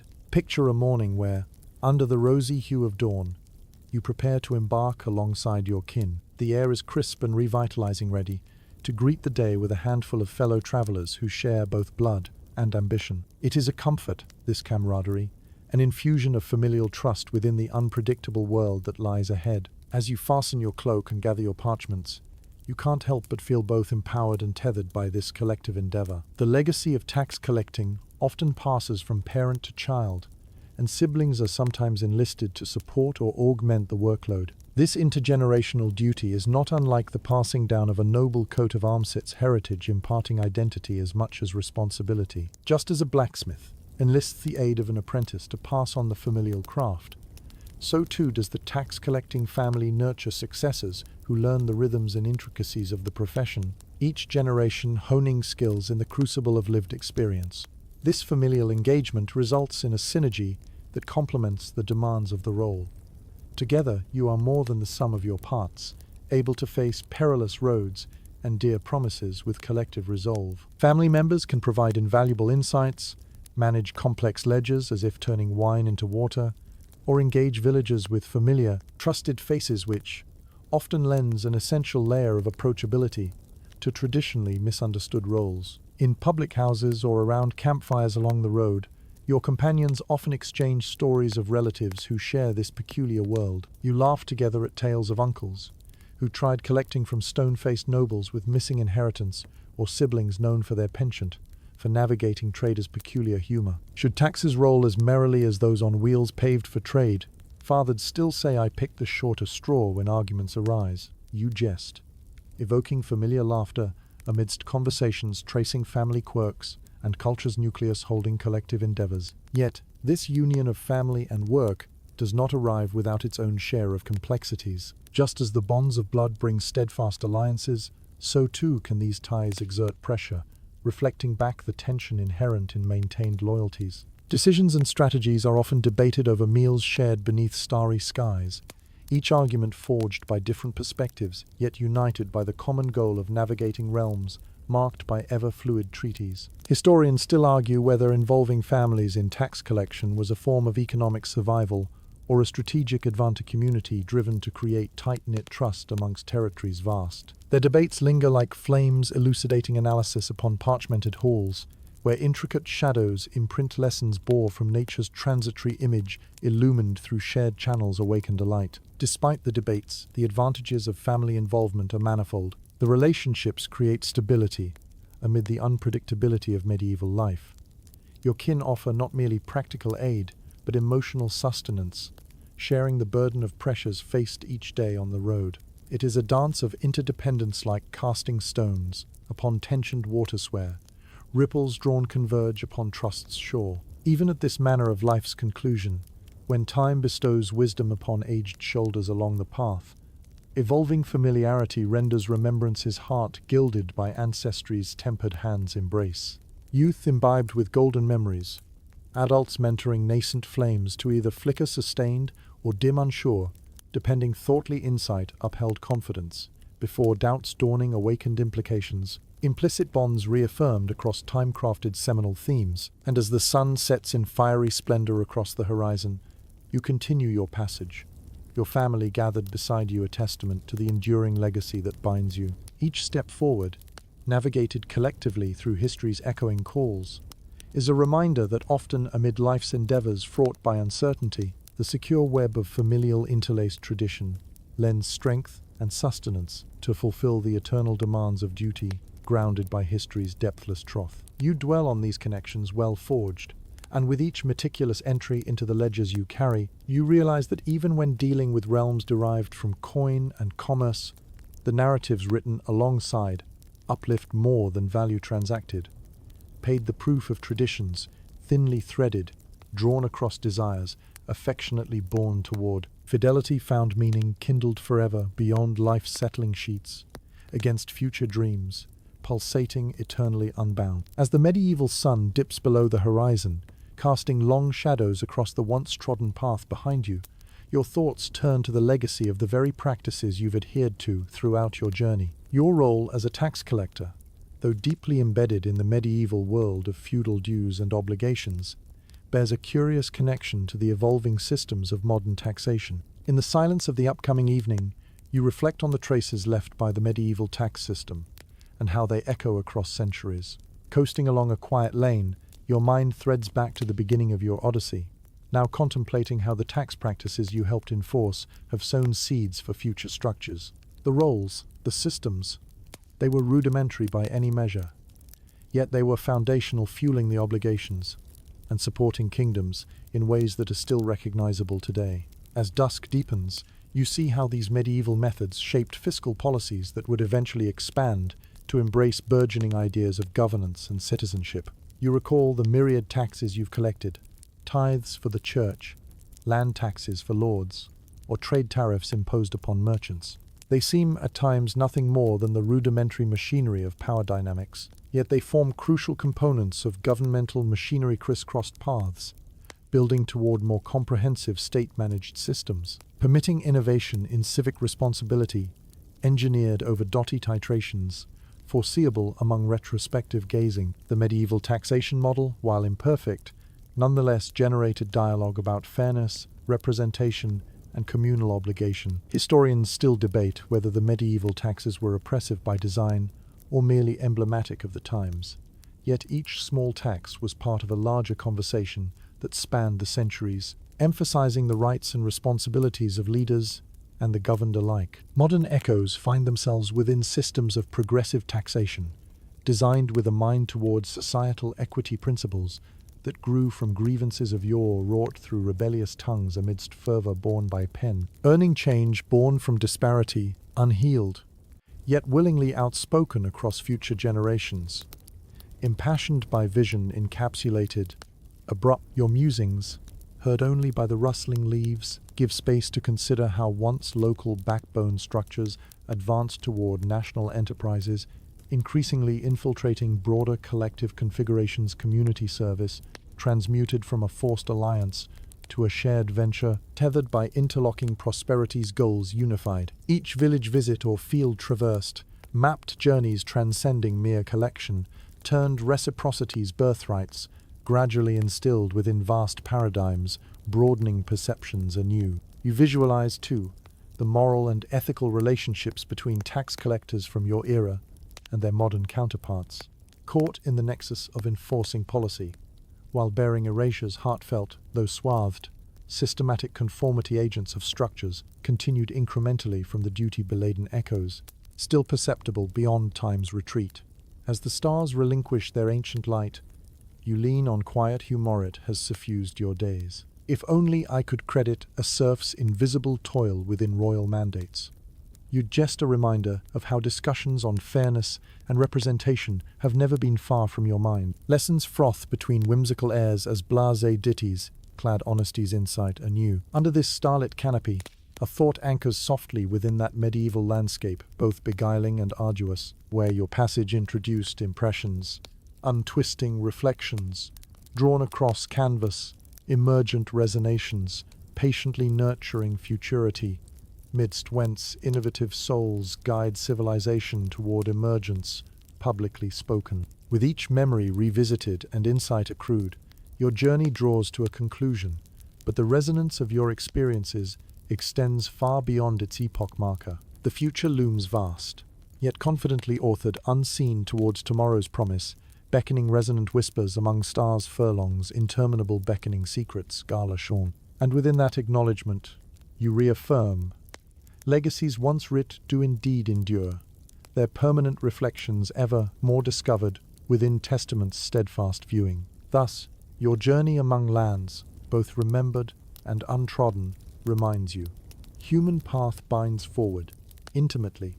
These rich tapestries spun of history, economics, compassion growing widened comprehensions bloom, stretching eternal amid cambered vistas, captured within storied layers, embroidered, entwined beneath curiously altercated family suns, emblazoned forever, life's continuum inextricable from ancient complexities, drafted upon this journey worn, heartily upheld. As you ride onward, tracing the fading contours of medieval landscapes bathed in twilight's embrace, your thoughts wander to the closing chapter of your journey, a journey that has traversed more than just roads and lanes, but indeed time itself. The role of the medieval tax collector, a precarious dance between power and populace, has given you keen insight into the human endeavors etched into the history of a world in flux. The ebb and flow of necessity, innovation, and community all form an intricate constellation that mirrors the stars beginning to peek out from the encroaching night sky. Before you looms a village perched at the edge of a sylvan meadow, a tranquil place,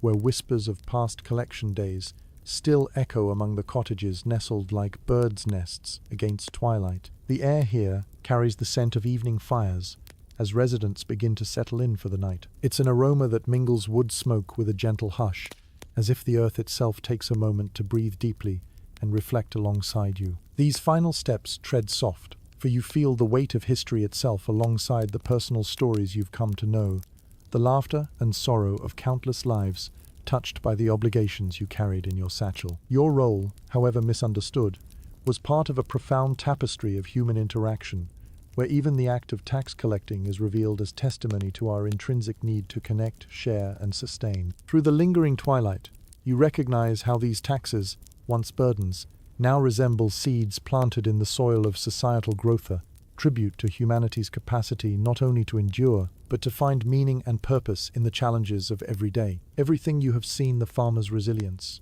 the merchant's ingenuity, the noble's solemnity, intertwines, creating the rich underpinnings of civilization. As the village comes alive with the soft glow of lanterns strung above its cobbled streets, you too feel a warmth flickering against the darkness, each light a promise of the next chapter that dawn brings. The torch you carried was not just regulatory.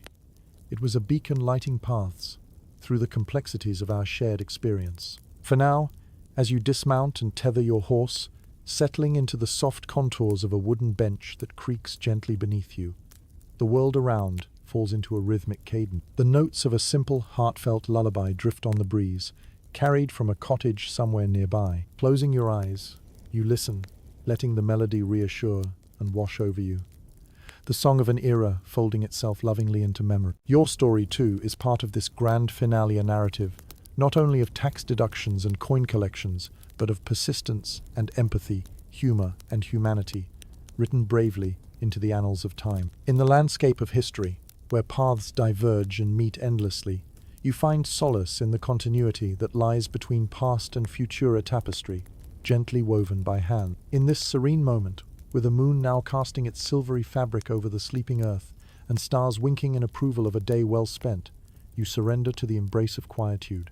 The dreams of generations whisper together, cradle hidden wisdom, ushering nightly tones forward, where the soul's whisper echoes. Sweet dream.